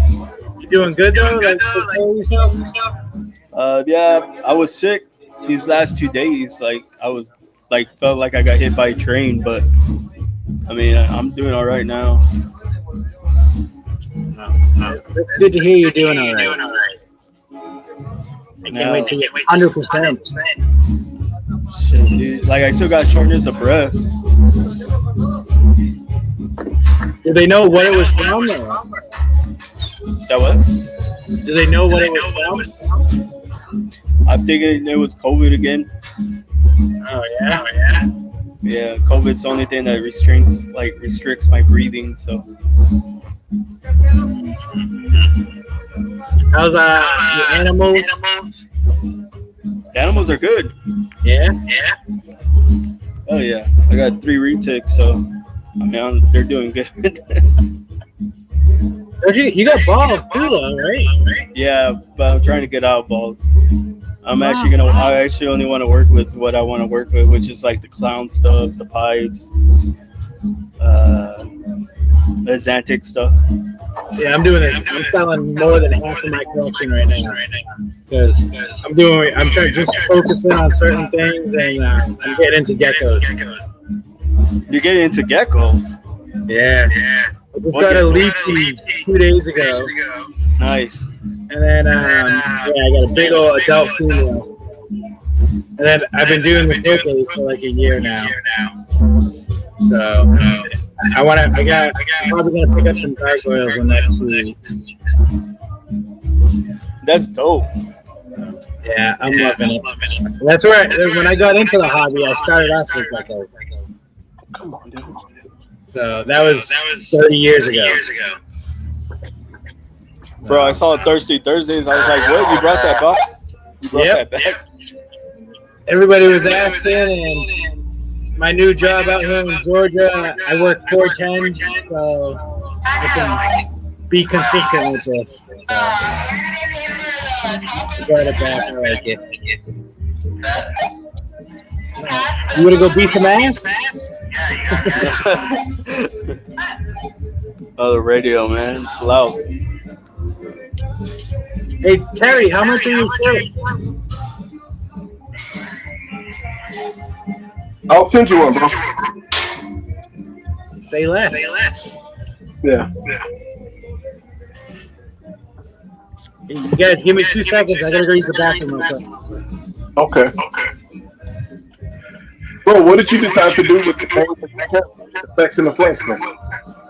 Rebranding. Okay, so you did decide. What do you think? Yeah, I'm gonna have to rebrand. Sponsors asked to rebrand everything, so I'm gonna rebrand. Okay. Do you know what you're gonna change it to? Yeah, but I'm gonna keep it secret till then. Oh, that's cool. Yeah, I'll send you a pic of what it's gonna be. Oh, nice. But yeah, it's gonna be good. Like, no lie, I wasn't gonna do YouTube anymore, but everybody kept hitting me up in my DMs and sending me positive vibes. Even on TikTok, I was like, dude, don't stop. Like, you gotta keep going. Yeah, you can't give up, dude. That's the easiest thing you do in life. Don't do it. Yeah, I'm thinking about stuff.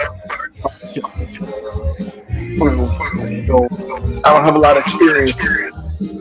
It's a lot, right? Yeah. Well, everybody's like, I could listen to you like talk for like hours. So.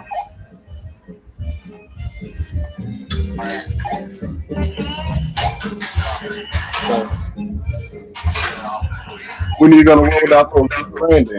You're gonna ID. Yeah. What's up, brother? What's up, bro? All right. Yeah.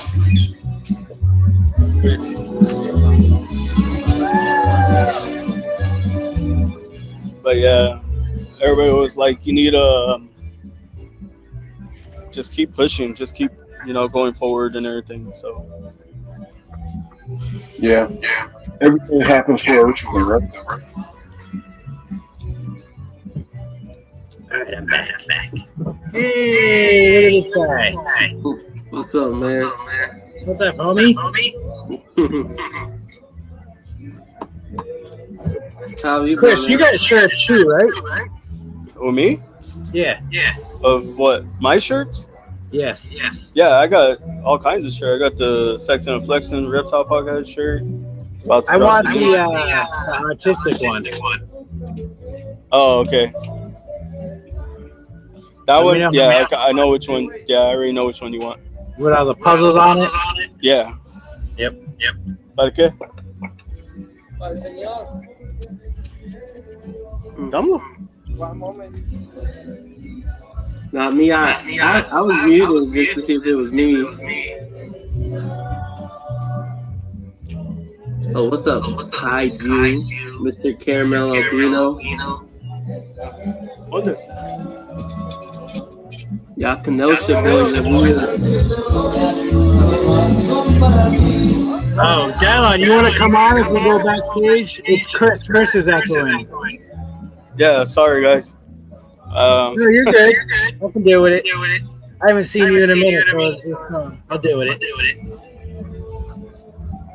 Bro, I did Nicole's podcast this morning. It was pre-recorded, but it dropped Saturday. I was all nervous as hell because I hadn't done a podcast in a minute. So, oh yeah, and everybody's like, "Why are you nervous? Like, you talked to millions of people before." I was like, "Just haven't done it in a while." No, I'll watch that. That's cool.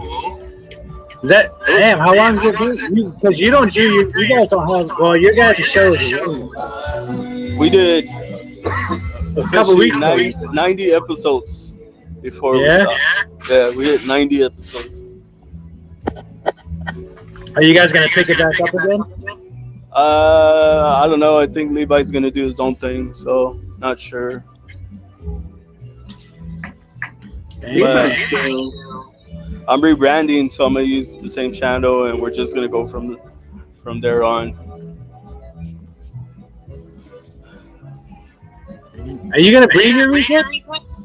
I already did breed. I had calico babies. You did? Yeah, I already sold them all. This season? Yeah. Oh, And then my other females, they had infertile eggs. They slugged out. Yeah. Is it first time for them? No, that female I bought, she wasn't a first timer. She had like eggs before, but she had like 9 eggs, slugs, all slugs, bro. Damn. Yeah, not one was fertile. Wow. That's a smart. And I know. I know it was. I put her to 2 males, so I know it wasn't the banana. She didn't retain the bananas one, so. So maybe it's the male's fault, the other male. Yeah, that's what I was thinking. The other male. Are you gonna try again to like reassure that?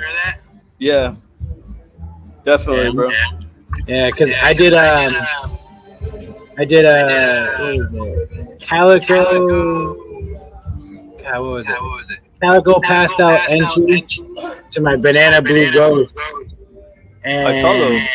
Yeah, well, they didn't hatch. Oh, They- I saw they some were- babies you had that were blue golds. Okay, so that was banana blue ghost to blue ghost. Okay. That clutch is phenomenal. Yeah, those were nice. I was Yep, like, that's my highlight of the season. Like those babies are drop dead gorgeous. But the calico clutch, they were kinked, and there was some kinked and some dead. But nothing was well. They were all dead, but a lot of them were kinked. So, there were spot nose in them too. So I want to do the pairing again. Well, I want to do spot nose to my blue ghost line to see if it doesn't mix well. This has been a weird year in terms of hatching. Like a lot of people I've heard this year have had kinking and like deformities and stuff. It's just been that type of year. I've had a lot. So like my clutches that I moved from Illinois to Georgia were good. but my clutches that were laid here in Georgia, every single clutch, either I lost the whole clutch or one or two of the babies came out kinked. I just think it's my incubator. Look at like my mentor Jason Amos. He had a 10-8 clutch of lavender albinos, lavender stones, right? All of them. Every single one either had one eye or no eyes. Oh wow! And I was just it. And then this other clutch, I got the only survivor of, but the other clutch he had, it was like a black, like all but one died, and the one girl that I'm getting does have a slight wobble, but it's not like he's giving me like a disabled snake or anything. It's just like I asked him, I'm like, hey bro, let me just send it my way and I'll see what I can do with it. Because she's a powerful girl, but I don't know if we don't know. She might make it, she might not. Is she eating? Well, she has a bad, well, it's more like it's like a rehab animal at this point. He didn't charge me anything for it, you feel me? I got you.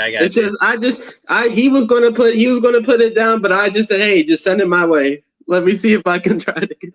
I did that. I hatched out some GHI Mojave stuff 2 years ago or 2 seasons ago, and got some really nice babies. But there was a lot of other genes at play. But one got out of the tub, and in my old incubator, I built a recessed wall where all the heat was back there with the fans, and she got behind there for like 3 weeks. And then she finally came to the front, and she was lethargic. She couldn't hold her head up. And it took me about a month and a half to get her back on food. But you leaving? I didn't mean to mute you. She was talking and echoing. I couldn't hear her. No, I know, but I gotta go. They're calling me to go back inside. So. All right. Well, whenever you get off, if I'm still on, jump back on. All right. All right. I'll talk to you later, Chris. It's nice meeting you, brother. Keep it up. I'll be in the comments though. All right, 10. Sure. All right, later. All right. So this girl I'm getting, right? She's dope, wait. bro. Let me finish. So it took me like a month or 2 months to get her back on food, and I got her back on food, but she developed a wobble, and she was a GHI Mojave pinstripe, and calico. And so like what the guy did to you, gave it away. And so Sacred Serpents, the ones that just had the 4 snakes in a clutch, I gave it to them. Like they bought a snake off of me and they asked what I had. I was like, I got this girl. I was like, but you got, or I think I talked about it on a live and they asked about it. And I was like, I'll give it to you. I'm like, cause she has a wobble. She has no genes that should produce a wobble. She developed it from her situation. And I got her better. She was doing good, eating on her own and everything. She was gaining weight. So I gave it to her, and I should ask them for a picture, or she'll watch it. She'll send me a picture. Chantal will send me a picture. But yeah, it's so far as long as I know, it's doing great. What's up, Vega? This girl I'm getting from him. Hear me out. Like, this is why I'm determined to get her to eat. I hope she does. She's a blackhead, black pewter, lesser Mojave, acid. Het Clown, Posset DG. Yes. Yeah, I'd get that to eat. Yeah. I'm worried about the acid, bro. Exactly. That's the.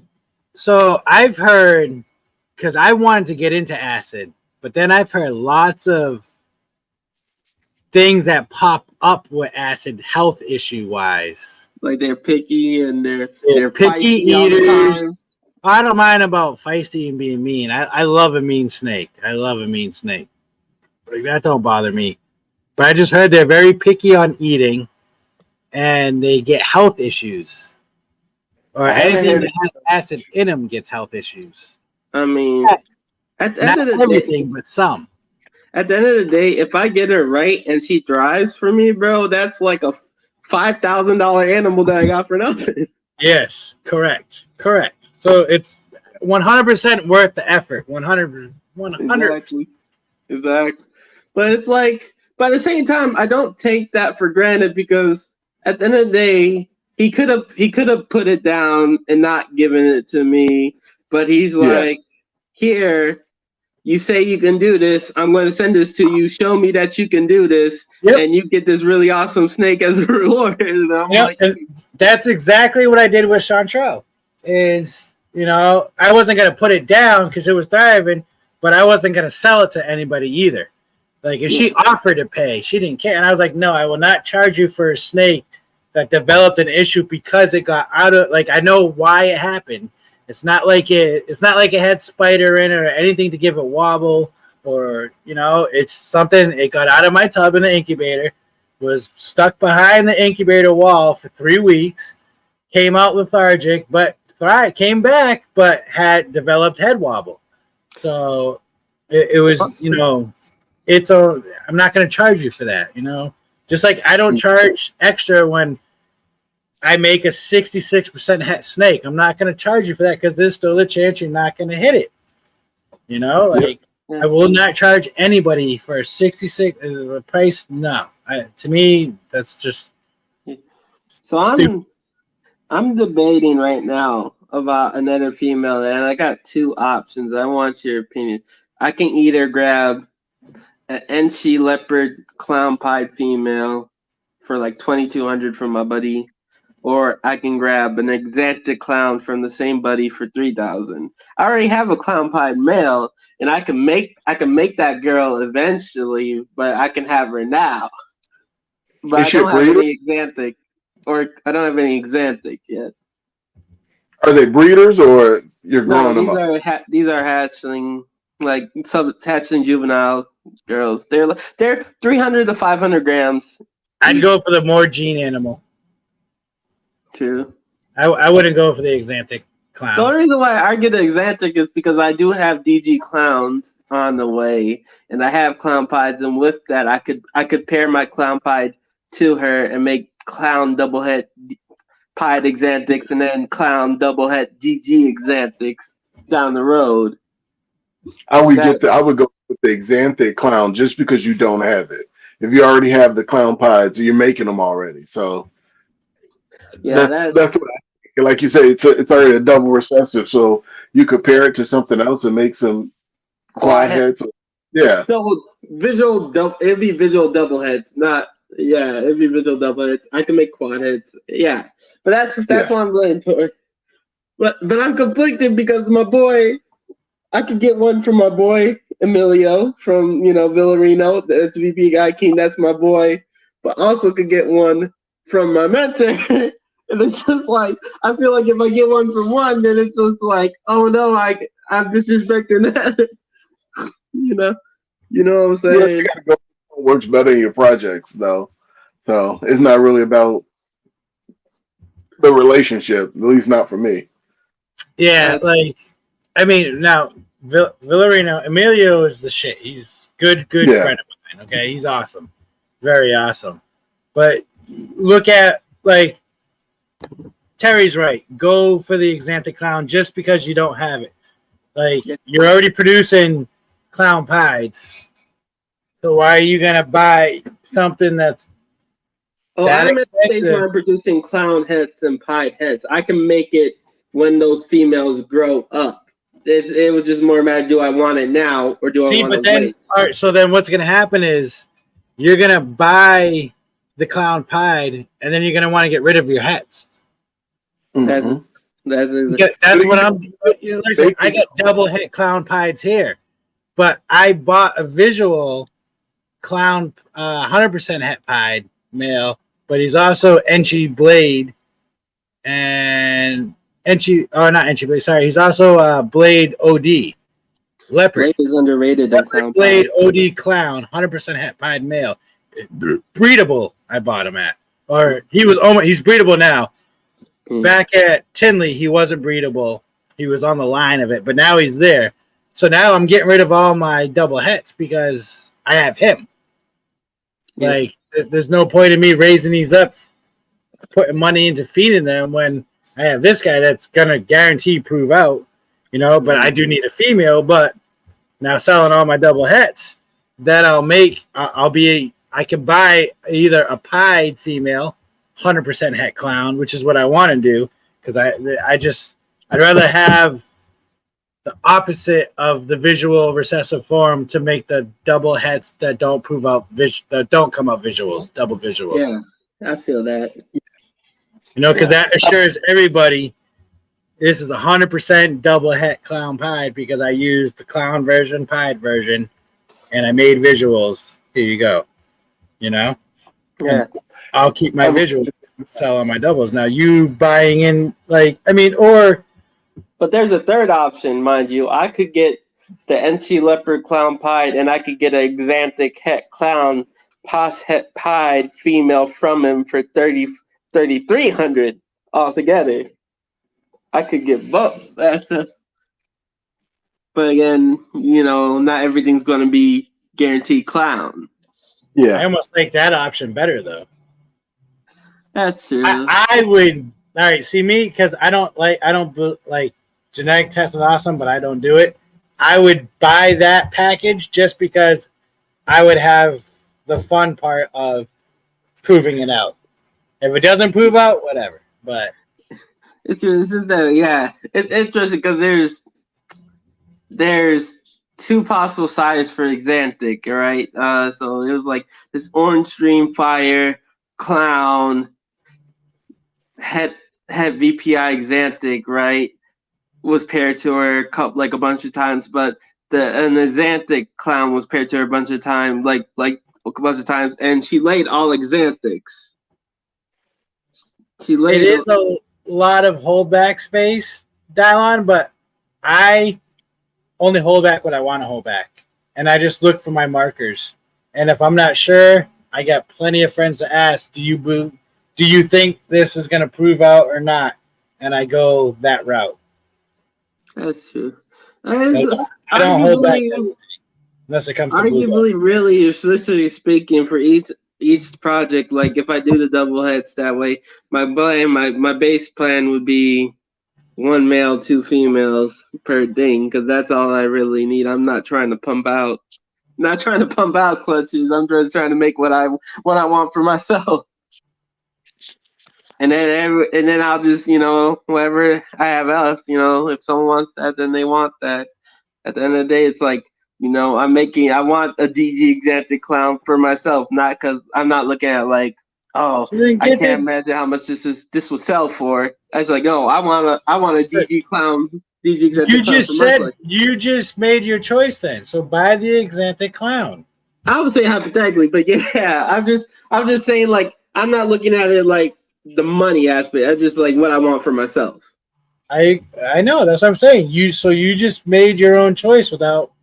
Even though you already asked us, but that's what you want, so go with that. Yeah, sometimes I just need the because some people say the smart thing would be to get the Clep Compide and just get your vet. It took me 6 years of breeding ball pythons to switch up my game and breed for what I want to do. Because I tried breeding to sell, breeding lower end animals to help me buy higher end animals. Now I got a good amount of higher end animals where I'm getting rid of all my lower end stuff. Like at what was it, last year I was at like 200 and some odd snakes. Right now I'm down to 75 and I want to get down to 30, 36. That's all I want. Like, I just want to focus on my projects that I want to do and what I can make, and I have 90% of the codoms that I want into my recessives. But there's a couple codoms out there that I want to get my hands on, but I'm waiting. Yeah. You know what pisses me off is that my clown pod, we've paired him to 5 females this year, right? And he didn't lock any of them, but we had this one female that we weren't even gonna pair because she didn't I didn't want anything, but it's a pastel yellow belly pie girl, and we were just throwing him in because we weren't expecting anything, but 10 minutes later he was locked with the girl. So I'm like, all the girls that we offer you, all of them are building, all of them have over 50 millimeter follicles. Of all the girls, you just want to lock this pastel yellow belly pie. That goes back to what we were talking about earlier, where snakes are picky. But Males are picky. Chris Vega, you're right. I like underrated animals too. That's why I love Sable. I love Sable.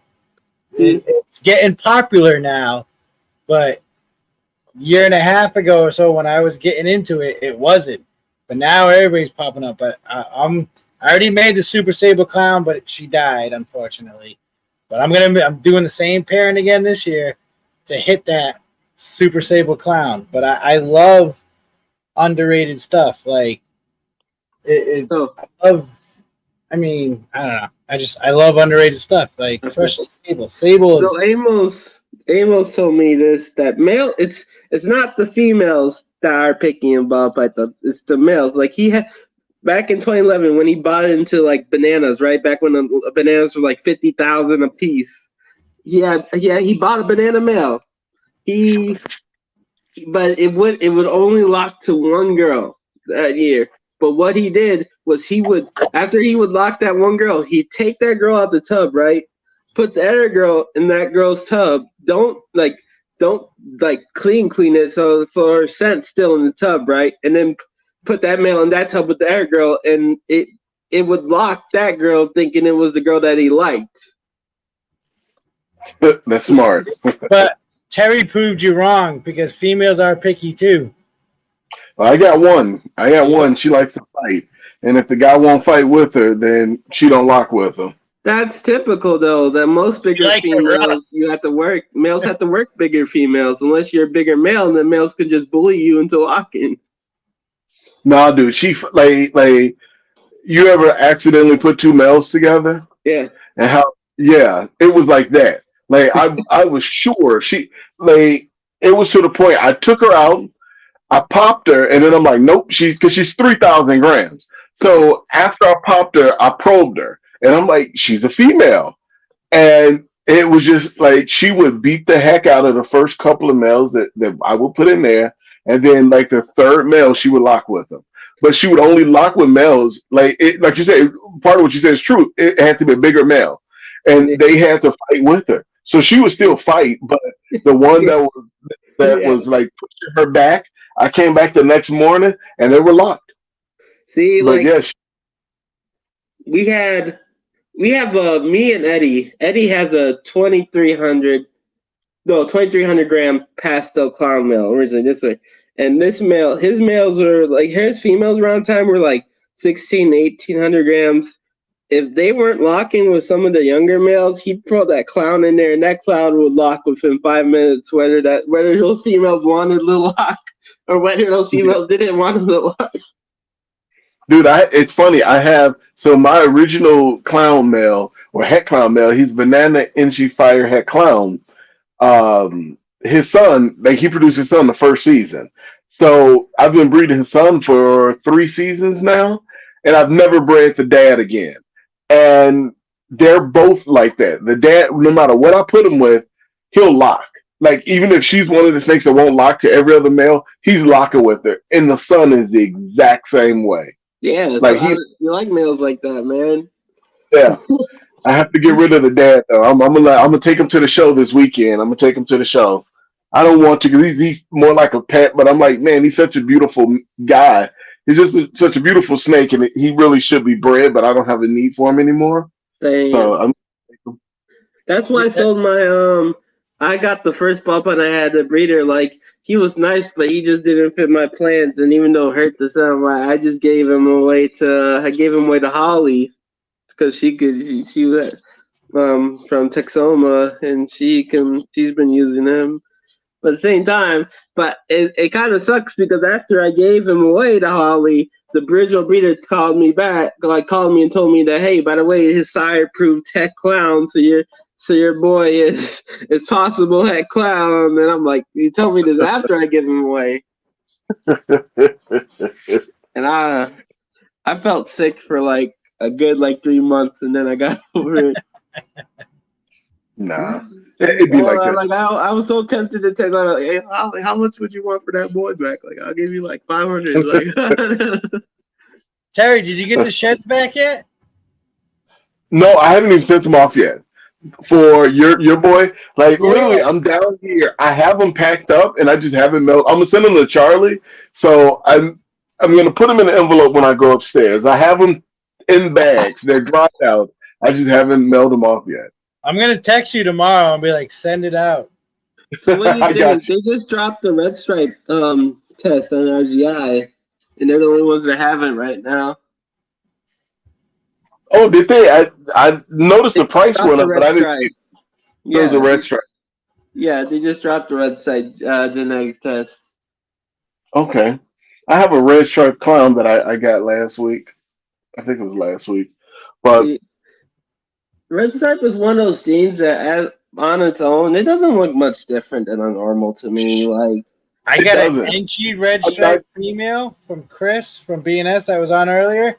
This snake is fucking gorgeous. I can't, like, I could breed her this season because everybody knows I breed at a smaller weight, but I'm gonna wait because she's just she's one of the few snakes I'm keeping that's not het for anything. But I want her Wow. in my collection. But she I'm is. see, I'm Yeah, I'm not debating gonna doing lie. that I got same the red thing. stripe. Go ahead. I'm sorry. No, I was just saying when I got the red stripe clown, I had to take a double look. I was just like, okay. And he's already like he's probably 500 grams. He ate last week. I got him last week. He ate last week, and or he ate this weekend. And so I'm like, dude, I can get him up to size by the breeding season, but I just don't know. Really, I haven't done because he was one of those. I just bought him because he was for the Sal Gomez auction, and I was just like, I want to pick up just a couple of snakes, and he was just one of them I picked up. To be honest with you, and the other one I probably just take to the show to sell, but. I like them because I never really looked in a red stripe, and I started looking into it, and I'm like, dude, with certain genes, it looks amazing. Yellow belly with and red stripe. Yellow belly and yeah, red stripe. yellow belly and black pastel. So yellow belly, black pastel, red stripe clown. That's what I'm going for next season. Whew, Amazing. Like I got to show off my red stripe now. But but you're absolutely right, man. Like it doesn't look that much different to me, at least. Maybe other people who's worked with it, then I don't know. So we'll see. So that's why I want to put it with something that's going to pop. So this is So you just. think Go ahead, keep talking. Sorry. no, I was just asking. So what else do you guys think red stripe looks good with? I think anything. Oh, I saw cypress and red stripe too. Yeah. Anything in the yellow belly complex. Okay. Personally, I like it with black pastel, arguably, especially. See, personally, I'm biased because I can get in a black pastel red stripe DG het clown male, so I hope it looks nice when I make the DG clown. Look at those sides. Look at that side gut. Look at that yellow popcorning coming through. Like, and her color. This is just an Enchi red stripe. So if this was just an Enchi, she'd be so much darker. But she's like, my camera's not picking up, but she's like gold. That's beautiful. Like this snake is absolutely gorgeous. I love it.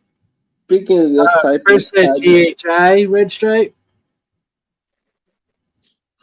But I love her. I absolutely love her.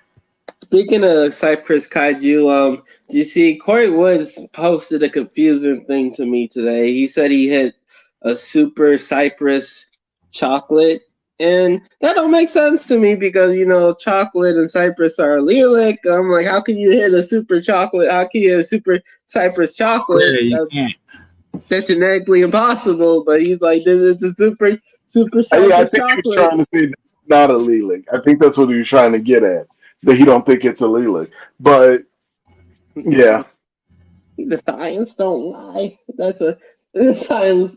I mean, what I've been told is that I think when people think it's the stuff that he calls Cypress in this collection isn't really Cypress, or like the Cypress that we work with, or people work with. It's like because he words it differently than what it's worded here. So Okay. so I don't know. But I just thought I was like I had to do a double take because I'm a genetic nerd, bro. When someone tells me like a genetic combo that shouldn't be possible, I'm just like, hold up, wait a minute, son, ain't right. Like, and it's funny because a couple of my friends, like my friend, and I do bully him because of it. He bought a Dude, pair. bullies are not cool. I don't like bullies. No, he bought a pair of blackhead chocolate head clowns from some random breeder, and when I asked him what the parents were, he said blackhead chocolate something something clown to a Mojave something, right? And I'm like, okay, one, the children can't be blackhead chocolate because they're like the dad is blackhead chocolate, not not the mom, so it's either or. And then when he messes the breeder, he's like, "Oh, I didn't know that. Like, I thought they were like." I'm like, "So you're telling people that there aren't allelic, but when you're told they're allelic, you're like, I didn't know that, but you're touting that you're one of the best breeders in Wisconsin." But I thought some people are not even to be like mean or act like mightier than thou. I just think some people are just funny. I think you're funny. I think you're funny. But no, it's just like how you gonna I just think like if you're gonna be breeding, like I feel like a lot of people should know what goes with what and like like the complexes. But people have to learn too. Like I get it. I'm just saying it like don't go claiming you're the best breeder in Wisconsin if you don't even know what the Lelix complexes are because you got Garrick DeMeyer, you got I don't know all the. Listen, I've been doing this for years. I can't remember all the allelics. Like, shit. My first year breeding, like I knew not to do it. It was an accident, but spider to spider, and there's three. They're all fertile eggs, and they all hatched, but they all didn't make it. Yeah, good thing though. I will say though, the reader did refund them though after we explained it. Like he was like, "I didn't know, my bad." Da da da. See, and that's good too because us as people, especially us as men, we're only as good as our word. That's the only thing that we can offer that we know we can commit to 100%. Exactly. If that makes sense. See, and that's our word is everything, especially to our customers, to our friends, and what we do. That's why I don't hide anything I do. I don't hide about breeding at smaller sizes. I don't hide anything about deformity clutches I've hatched out, lost clutch. Man, I show everything. I don't care. Like, and I tell people, I don't force feed. The snakes don't, and there's people like, what? Why wouldn't you? Like, because it's just not me. It's, to me, it's survival of the fittest. Like, I like, or I shouldn't say force feed. I don't assist feed. Yeah, I 100% don't force feed, but I don't assist feed. Now I may try it with that one snake that I brought out earlier that's worth a couple $1,000s, but I still I might not either. I might, it just, if it doesn't work out. Next week, let him do it. Let Keys take that snake and get it back to him. Don't let it die. And that's what I've done. That's what I've done in the past. Is my buddy Martin, Six Side Reptiles out in Illinois. Anything that don't eat, I give to him, and he gets it to eat for me, and he gives it back. Yeah, it's just something I just don't do, and that's me. That's me, and I'm very open about it. And I mean, if people don't want to like me because of it, well, then so be it. But I don't believe in shoving food down an animal's mouth. If it doesn't want to eat it, like eat. I'll try. Like the snake with the scaleless animal I have. Like I don't know if this snake's gonna make it. Truthfully, as of right now, but I tried to assist feed a dude, and I've never it's like the throat is underdeveloped or just small. And this was like a pinky, like a mouse pinky. Like not pinky, it had some fur on it. But it wasn't it was small. It was very small. And I couldn't get the head in the throat. Like I could not. Like I was trying. And I'm like, I feel like I'm gonna kill it if I, continue to push so hard. And so this weekend I'll try with a mouse, literally like a 1 day old pinky. Eyes aren't open. I'll try with that and see. Try the tail of a rat. Like a small rat. Yeah, somebody else said that. Tail of a rat. Okay, try that. If you're gonna assist feed, try the tail of a rat. I'll try. How you're gonna get the tail? Nobody wants to know how you're gonna get the tail. But I have some in the freezer, so yeah, that I could do. So yeah, I couldn't get the pinky, so that's a good idea. Thank you. You're welcome. I'm gonna be honest. Like, I don't even consider myself a legitimate breeder at this point because out of half of all my clutches this year and all the clutches I've done so far have been breeder ones. I'm gonna be honest. A lot of people don't agree with how I started off because a lot of people start off, basic and then build their heads and then do all that. What I did was I bought these powerful males and I had buddies that I know really want to use those types of males, and I'd be like, hey, I'll let you use my male and we could just spit clutches, and all I want are females. All I want are females. And that way, I'm building my base with these powerful visual het females or double het females, and I'm not having to pay for them, you feel me? Every time I'm also helping out a mutual friend. This is I like Chris, could you send me a picture? If you got a picture of that sabled, send me I like to see that. And then I don't understand the hype, how everybody's so big on only wanting females. And males are just as important as females, if not more important. Oh, I have males. I just need females. I don't have the females that I want for my males. What I'm saying is, most people shopping for snakes look for females. They want females, and I understand that. They give you the clutches and all that. You don't want 20 snakes and 15 are males and 5 are females. I understand that, but breeders. 95% of breeders devalue males because it's a male, but yet that male could spread those genes, like whatever you're looking for in a female, or let's say a double recessive with 4 codoms in it. That male could spread those genes a year after hatching. So with that female, you're waiting 3 years. So yeah, it's like, I mean, granted, you need a female to go to, but I mean, most of us breeders have big adult females because we've been breeding for years that we could throw to either make double hats, triple hats, or whatever it is. But it's like, I think males are so important. Like my male banana blue ghost, I don't want to sell them, but if someone wants to buy one, I want $5,000 for it. Like. And I ain't budging from it. I don't mind sitting on it, but I don't want to I won't. But I'll budge on a female, but I will not budge on a male because next year you could breed that to a het orange ghost or a visual orange ghost and pop out blue ghosts, and then 3 years down the road from that, you'll be doing blue ghost to blue ghost, and depending where I'm at my level of what the blue ghost. You'll be right behind me, if not with me.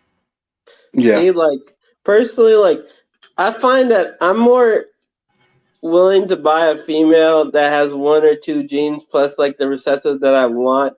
But with males, I feel like with males, I'm more picky in terms of I need to have 3 to 4 genes and be double head. Just jump on the live. You feel me? I got 8 people watching, Dylan. I'm not going backstage yet. But you feel like I feel like I need my males true. are gene stacked. Every male that I get has to be stacked with the genes that I want. Not stacked with genes in general. I'm not going to pick a male that just because he has 5 genes, it has to be 5 genes I want. But you know what I'm saying? That's true. It's what you want, and I agree. But let's talk about gene stacking now, because I like that topic. Gene stacking. When is it too much? I mean, I'd say my boy Amos did it, and he hit the perfect. And it just depends on what you're going for. Like he just hit GHI, Mystic, Orange Stream, Fire, Hurricane, Exantic, and it looks dope as hell. But if it all right, correct. And I mean, look at what I pulled out earlier. The Odium, NG, Mojave, Hidden Geoma, Redhead, Yellow Belly, Calico. That's 7 genes, 7 codons, but the snake looks beautiful. Yeah. Now I know cameras don't do justice, but the snake looks gorgeous. But I've seen other snakes with less than that stacked in that animal, and it just looks like a piece of slate. You just gotta see how the genes work with each other. You gotta know what genes you're putting in. Like I wouldn't put bamboo, pinstripe, and like patternless all in one snake or something. I wouldn't put like champagne. But you know what I'm saying? I wouldn't put a bunch of. I don't like champagne. I don't mess with champagne because it takes away from everything. I think it makes nice poor man pies 100%, but that's about it. See, like I wouldn't do something like I wouldn't put a bunch of pattern enhancing or pattern reduction genes into like a G-stripe project because it's pointless. I mean, maybe some, but like it's pointless because the G-stripe removes all that pattern. That's true, but yeah, that's true. You're better off doing that with the super stripe. Exactly, and then there's same thing. Like I wouldn't do like a super stripe G-stripe project is pointless to me, because they do the same thing, or like a G-stripe D-stripe type thing. Yeah. Like you look at it, it's like. Sorry, Eric. But there's also look at who it is. Eric B and Big Mike. Where you at, Big Mike? What's going on? You know what's interesting? Like double recessive that contradicts itself in a way. Wait. Hang on 1 second. Big Mike, I love you. I hope you're good. I miss you. What's up, Eric? Mike, what's going on? You want to know what? What's happening, bro? What's up, man? I gotta hold the phone funny so I can hear right now. Why? Oh, never mind. Yo, get a headphone. Just put one earbud in. I don't know where it is right now. A combo that contradicts itself, but looks nice as hell. Ooh, all right, Chris. Give us a little bit, Chris. So you touched him and say that. No, that sounds nice. I don't know what the statin gene is. I would say Kikis are nice. I would say though, like if you look at VPI lavender albinos, like for example, albinism and exanthism, they're contradictory. You feel me, Terry? They're contradictory. What? Because the exantic wants to take the yellows that albino produces and turn them white, and the albino wants to take the blacks and grays that the exantic makes and turn them yellow.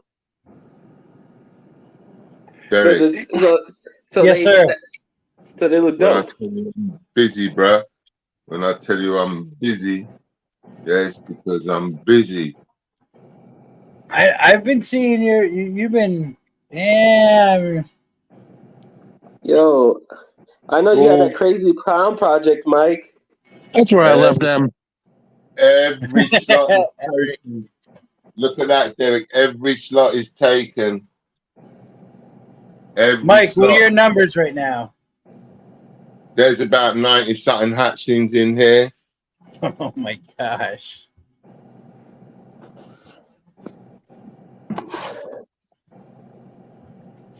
Look at that. Oh, that looks nice. What is that, yo? Firefly, lesser, spot nose, clown. Barry? That looks exotic. No, that's off a different line. That's a pastel Batman. Are you sure that's not Exantic, man? That one you put just looks No, Exantic. no, Exantic.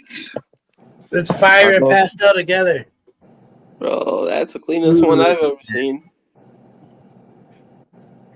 That's dope. Let's get That's some better better. lighting. Mike, when you moving to the States again? I can imagine how much it would be cost to import a whole collection to the States. You just gotta know the right people. God, look at the flame and the sides. Look at the pattern. Man. I've got a better one than that, Derek. Let me show you the better one than that. Wait, what was that? What was the jeans in that one? That's just a spot nose, fire, Barry clown. See that berry jean? That's the jean that you talked about like all that time ago that I wanted, bro. That's a gene we've been talking about for 2 years. You can keep on one. Get I in want that line. berry jean. I Like I want say, that is get in line. Look. That's with yellow belly. Can you put it next to the other one, Mike? Oh, this one might run off, but I'll try.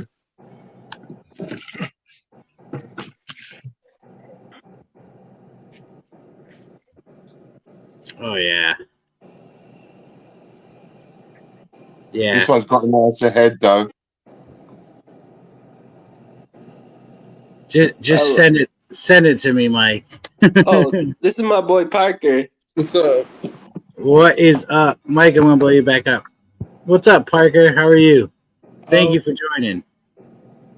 Hey, check this one out, Derek.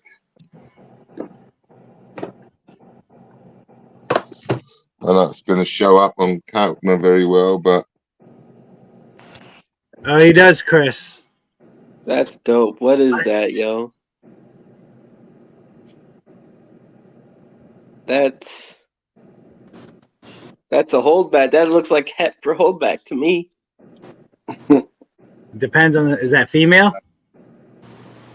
Mike, you're muted. Muted. Wait, I can unmute you. Hold on.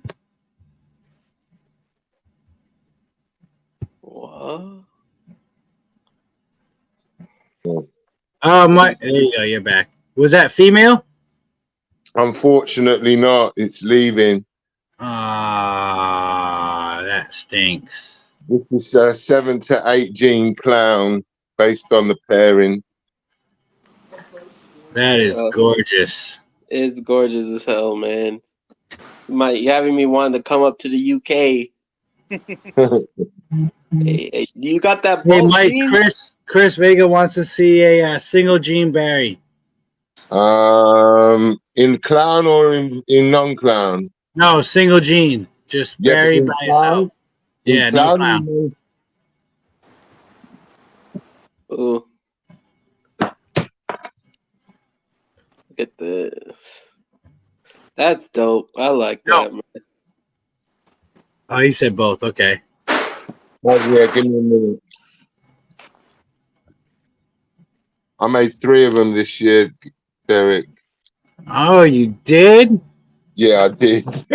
Well, hold one for me. I'll take. I mean, I already know. I got my list. I made 2 with yellow belly as well. I told you. When I tell you, I've been busy, bro. You have. Wait, did you make the super yet? I think I've got a Super Barry leopard pastel. This thing. It's going into shed. It's not a clown. It's a hare.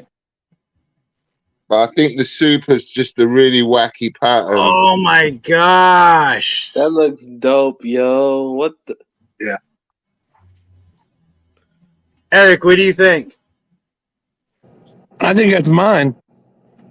No, Eric, Eric don't like ball python, I bro. would Tell him, come see you and you would need another surgery. yo, Mike, tell him it's at DG so he doesn't take it. Hey, D-Man, calm down. And then I think this is a Super Barry. Oh, there's another one here, but this is the Super Pastel. So you can see that I can reproduce it. Hey, yo. Yeah, I think you hit it, Mike. At least Yeah, I twice. know I hit it, bro. I know I hit it. So when you sending that over, Mike? That's ridiculous. No, but seriously, Mike, do you ship over? That is absolute congratulations, man. That is absolutely amazing. So that's the. Where's that other one? Got it. I think it's that one. Is that one? Yeah, there you go. Oh. Super Pastel, Super Barry Clown. Whoa. Whoa. Bro, that looks insane. What the? Bro, the pattern is just shattered on that. It's like. Hey, do you see that? That snake has my name on it. See, it looks like it got the clown pattern, but then you got that monsoon side. You got that monsoon. I am biased with that. I kind of. Don't you ever dirty that snake's name with Monsoon again.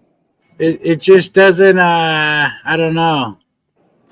It looks like a granite berm. That's dope, bro. But ball python clown. Hey, yo, I'm it's nice, but I like the other super. Wanted to see a single gene non-visual. Yeah, single G non-visual. That's what he wants to see. I'm not touching this one. She's already building again, but I'll show you a couple of smaller ones. It's nice. So, Chris, you're gonna have to go back to like a year ago on my Thirsty Thursdays, and he breaks down what to look for, and we all break it down pretty much. So there is like an enhancer type gene, right? Pattern enhancer and color enhancer. Pattern. It does everything. It will make everything bright as well. So I love genes like that. This is a 1.5-year-old clown. Where are you pairing that girl to? The one that you said is building. Ooh. Look at what Barry does. Look at the Barry is just nice. I'm really working in the dark, to be honest. It's very dark where I am now, so no natural light coming through the windows. 6 o'clock. Mike, do you guys have sable out there? Yeah, they got sable. You should mix that into Barry and see what it does. This is pretty nice. I like what it does with Phantom.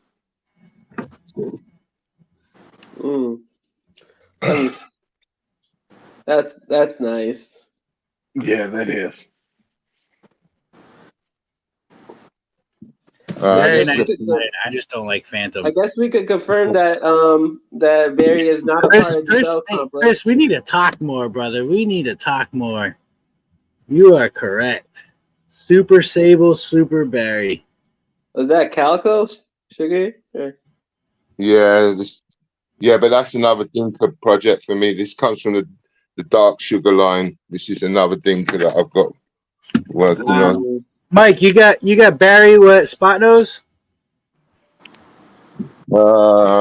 Just recently, obviously, as a het, you mean? Yeah, just recently. Yeah. 1 sec. This one's nice though. It's the Enchi Yellow Belly Pastel Barry, 66% het.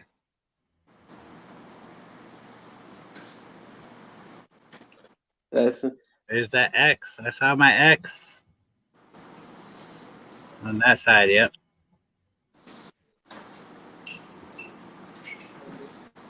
See the coat hanger.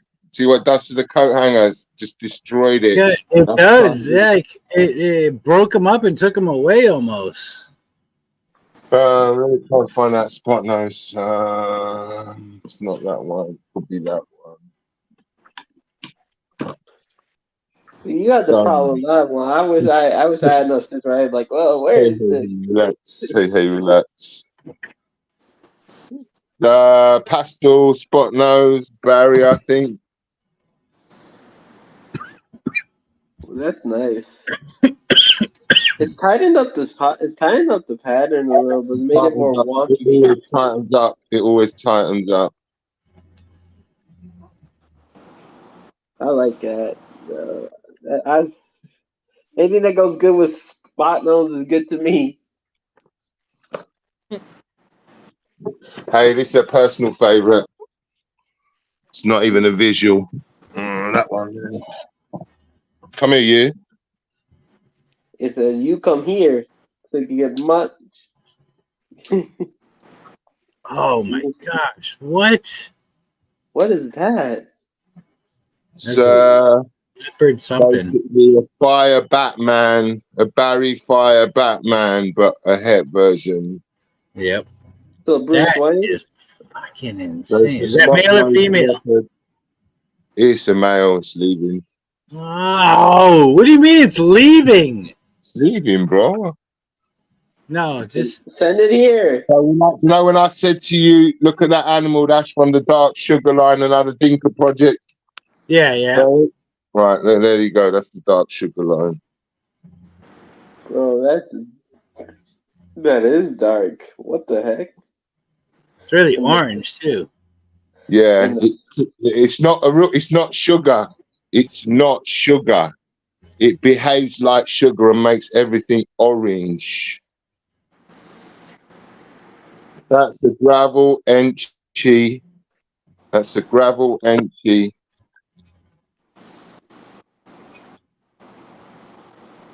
Like sugar line. Like that.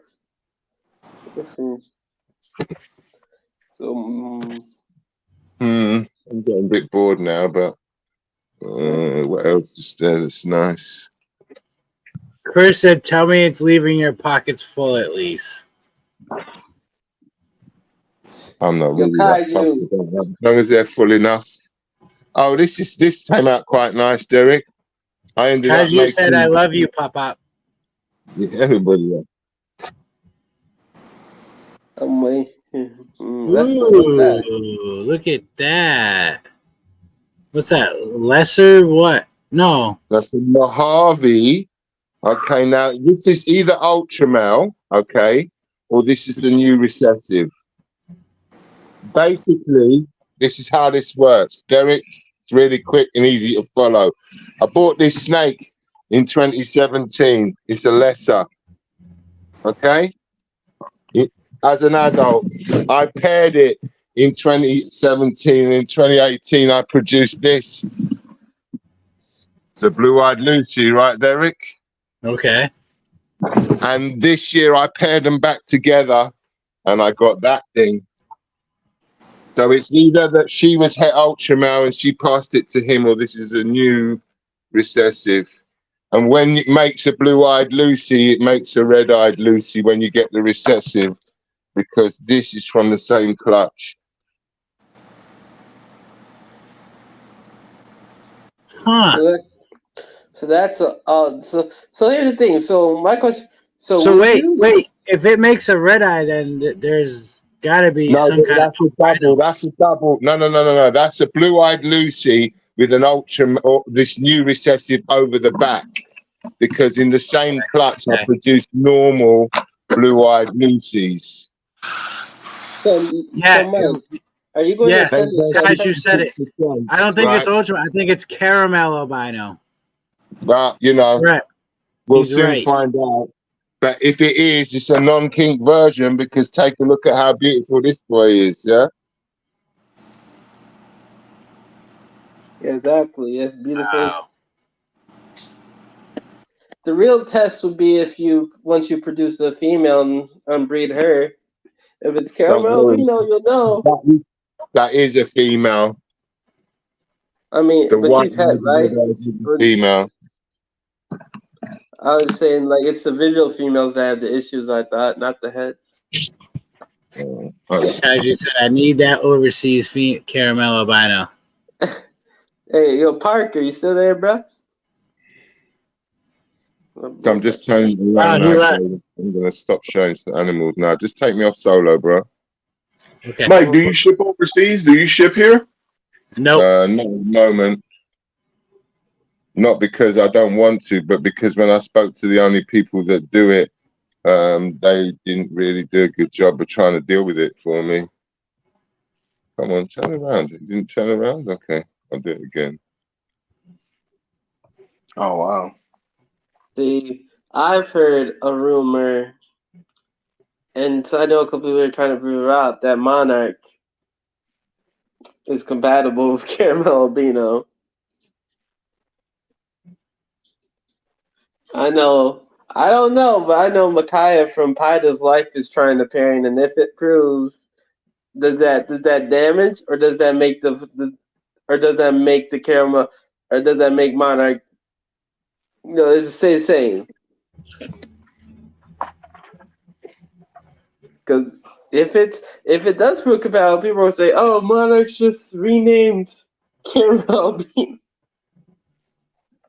Monarch's Yeah, too I dark. think that would. Albino. If anything, Monarch could be burgundy albino, but it's definitely not caramel albino. Yeah, that's what I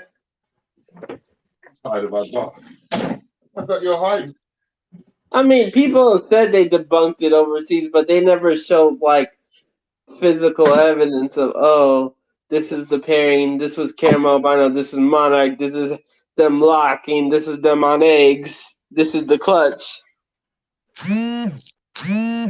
It's just like a trust me, bro It's type true, thing. Chris. Not every line is kinked. I was gonna get into it, but I didn't. Oh, I like the name, Kaiju. It's not that caramel albino Well, is. get back here, Eric B. I don't know, man. People that I really trust have been in this industry long time. Have worked all day. They're saying that there is something between valid about it. So I'll wait and see until this clutch with Micaiah before I cast judgment. But we will know for sure.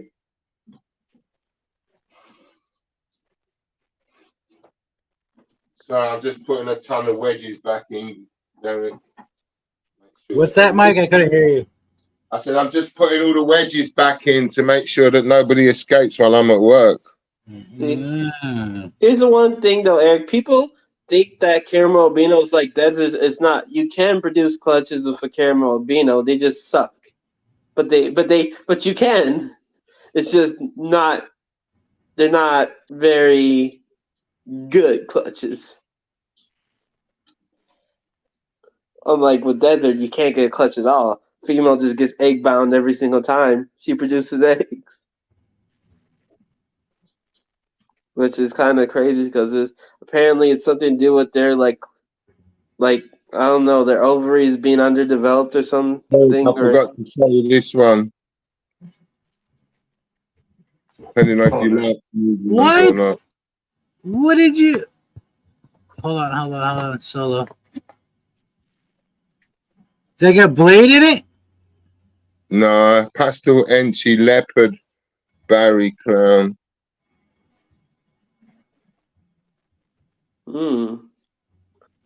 Wow. That is gorgeous. Why is there two of me on the screen?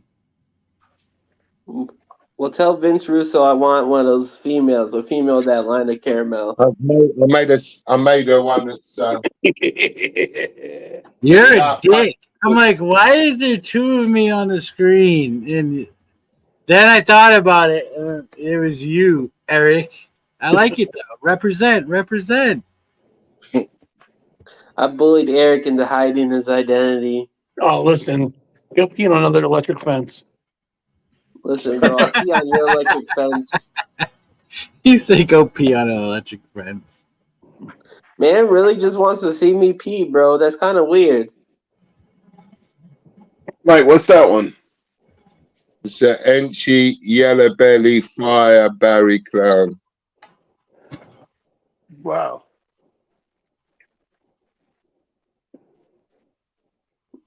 Is that a female? That's a male. It was going to be a holdback, but I made something better, so it's just leaving. Man, I'm gonna stop asking because seems every time I ask, it's just a male, bro. I'm just assuming every time I'm sure he shows a male at this point.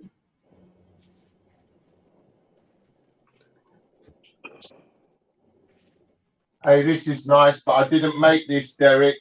I was given this. Wait, you got a snake in your collection that you didn't make? Oh, it's in shed. I'm not showing it. I know what it Okay, is. Emilio. Eric knows which one it is, don't you, Eric? Oh, yes, I do, sir. Oh, now I'm jealous. Eric knows something I don't know. Just because it's something I've shown Eric. It's a bongo combo that somebody gave me. Oh, that's gonna be nice. Yeah, bongo OD, super OD bongo Enchi Fire. Damn. I sold both my bongo females. Well, they haven't left yet, but they're sold.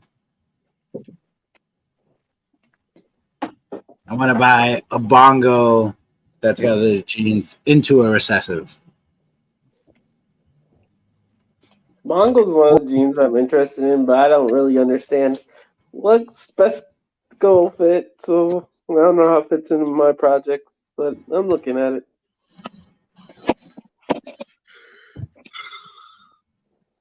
Mike, did you put yourself backstage on purpose? No, it was an accident. Okay. Mike's got some amazing animals as always. Terry, you're quiet again. I know. I'm sitting here watching my phone about to die, trying to charge it up. I just turned like the brightness of the thing up like to half when I'm doing these lives, or lower it. Yeah, it's like it died. They die fast, man. See. Well, I don't want to end the show. Well, I don't want to end us all talking. I want to end the show. I want to go backstage. I want Kaiju to join. He's only going to join if we go backstage, and Chris as well, Fries Critters. So we're going to head back. One, bro. You're going to run out of space. 6, isn't it? It is 6. I can make space. I can make space. But we're going to head backstage, chat, everybody. Let me get this off. Chris, thank you all for joining. Everybody else in the chat, I appreciate it. Next Thursday, probably same time, 9:45-ish. Depends on when I get home. I just try not to run into Mike, Herb Collector's show at all. So that's why I like to go later. Blakers, thank you for watching, brother, man. You're a long-time fan. I got to send you a shirt. So, long-time fan. But yeah, so next Thursday, Thirsty Thursdays, we'll be back here doing what we do, just talking snakes and fishing and hunting and everything else around that. How to cook the food, what not to cook, what not to eat. But yeah, thank you all. We're going to go backstage and I'm going to get saucy back there. Everyone have a good night. Don't touch me again, damn it.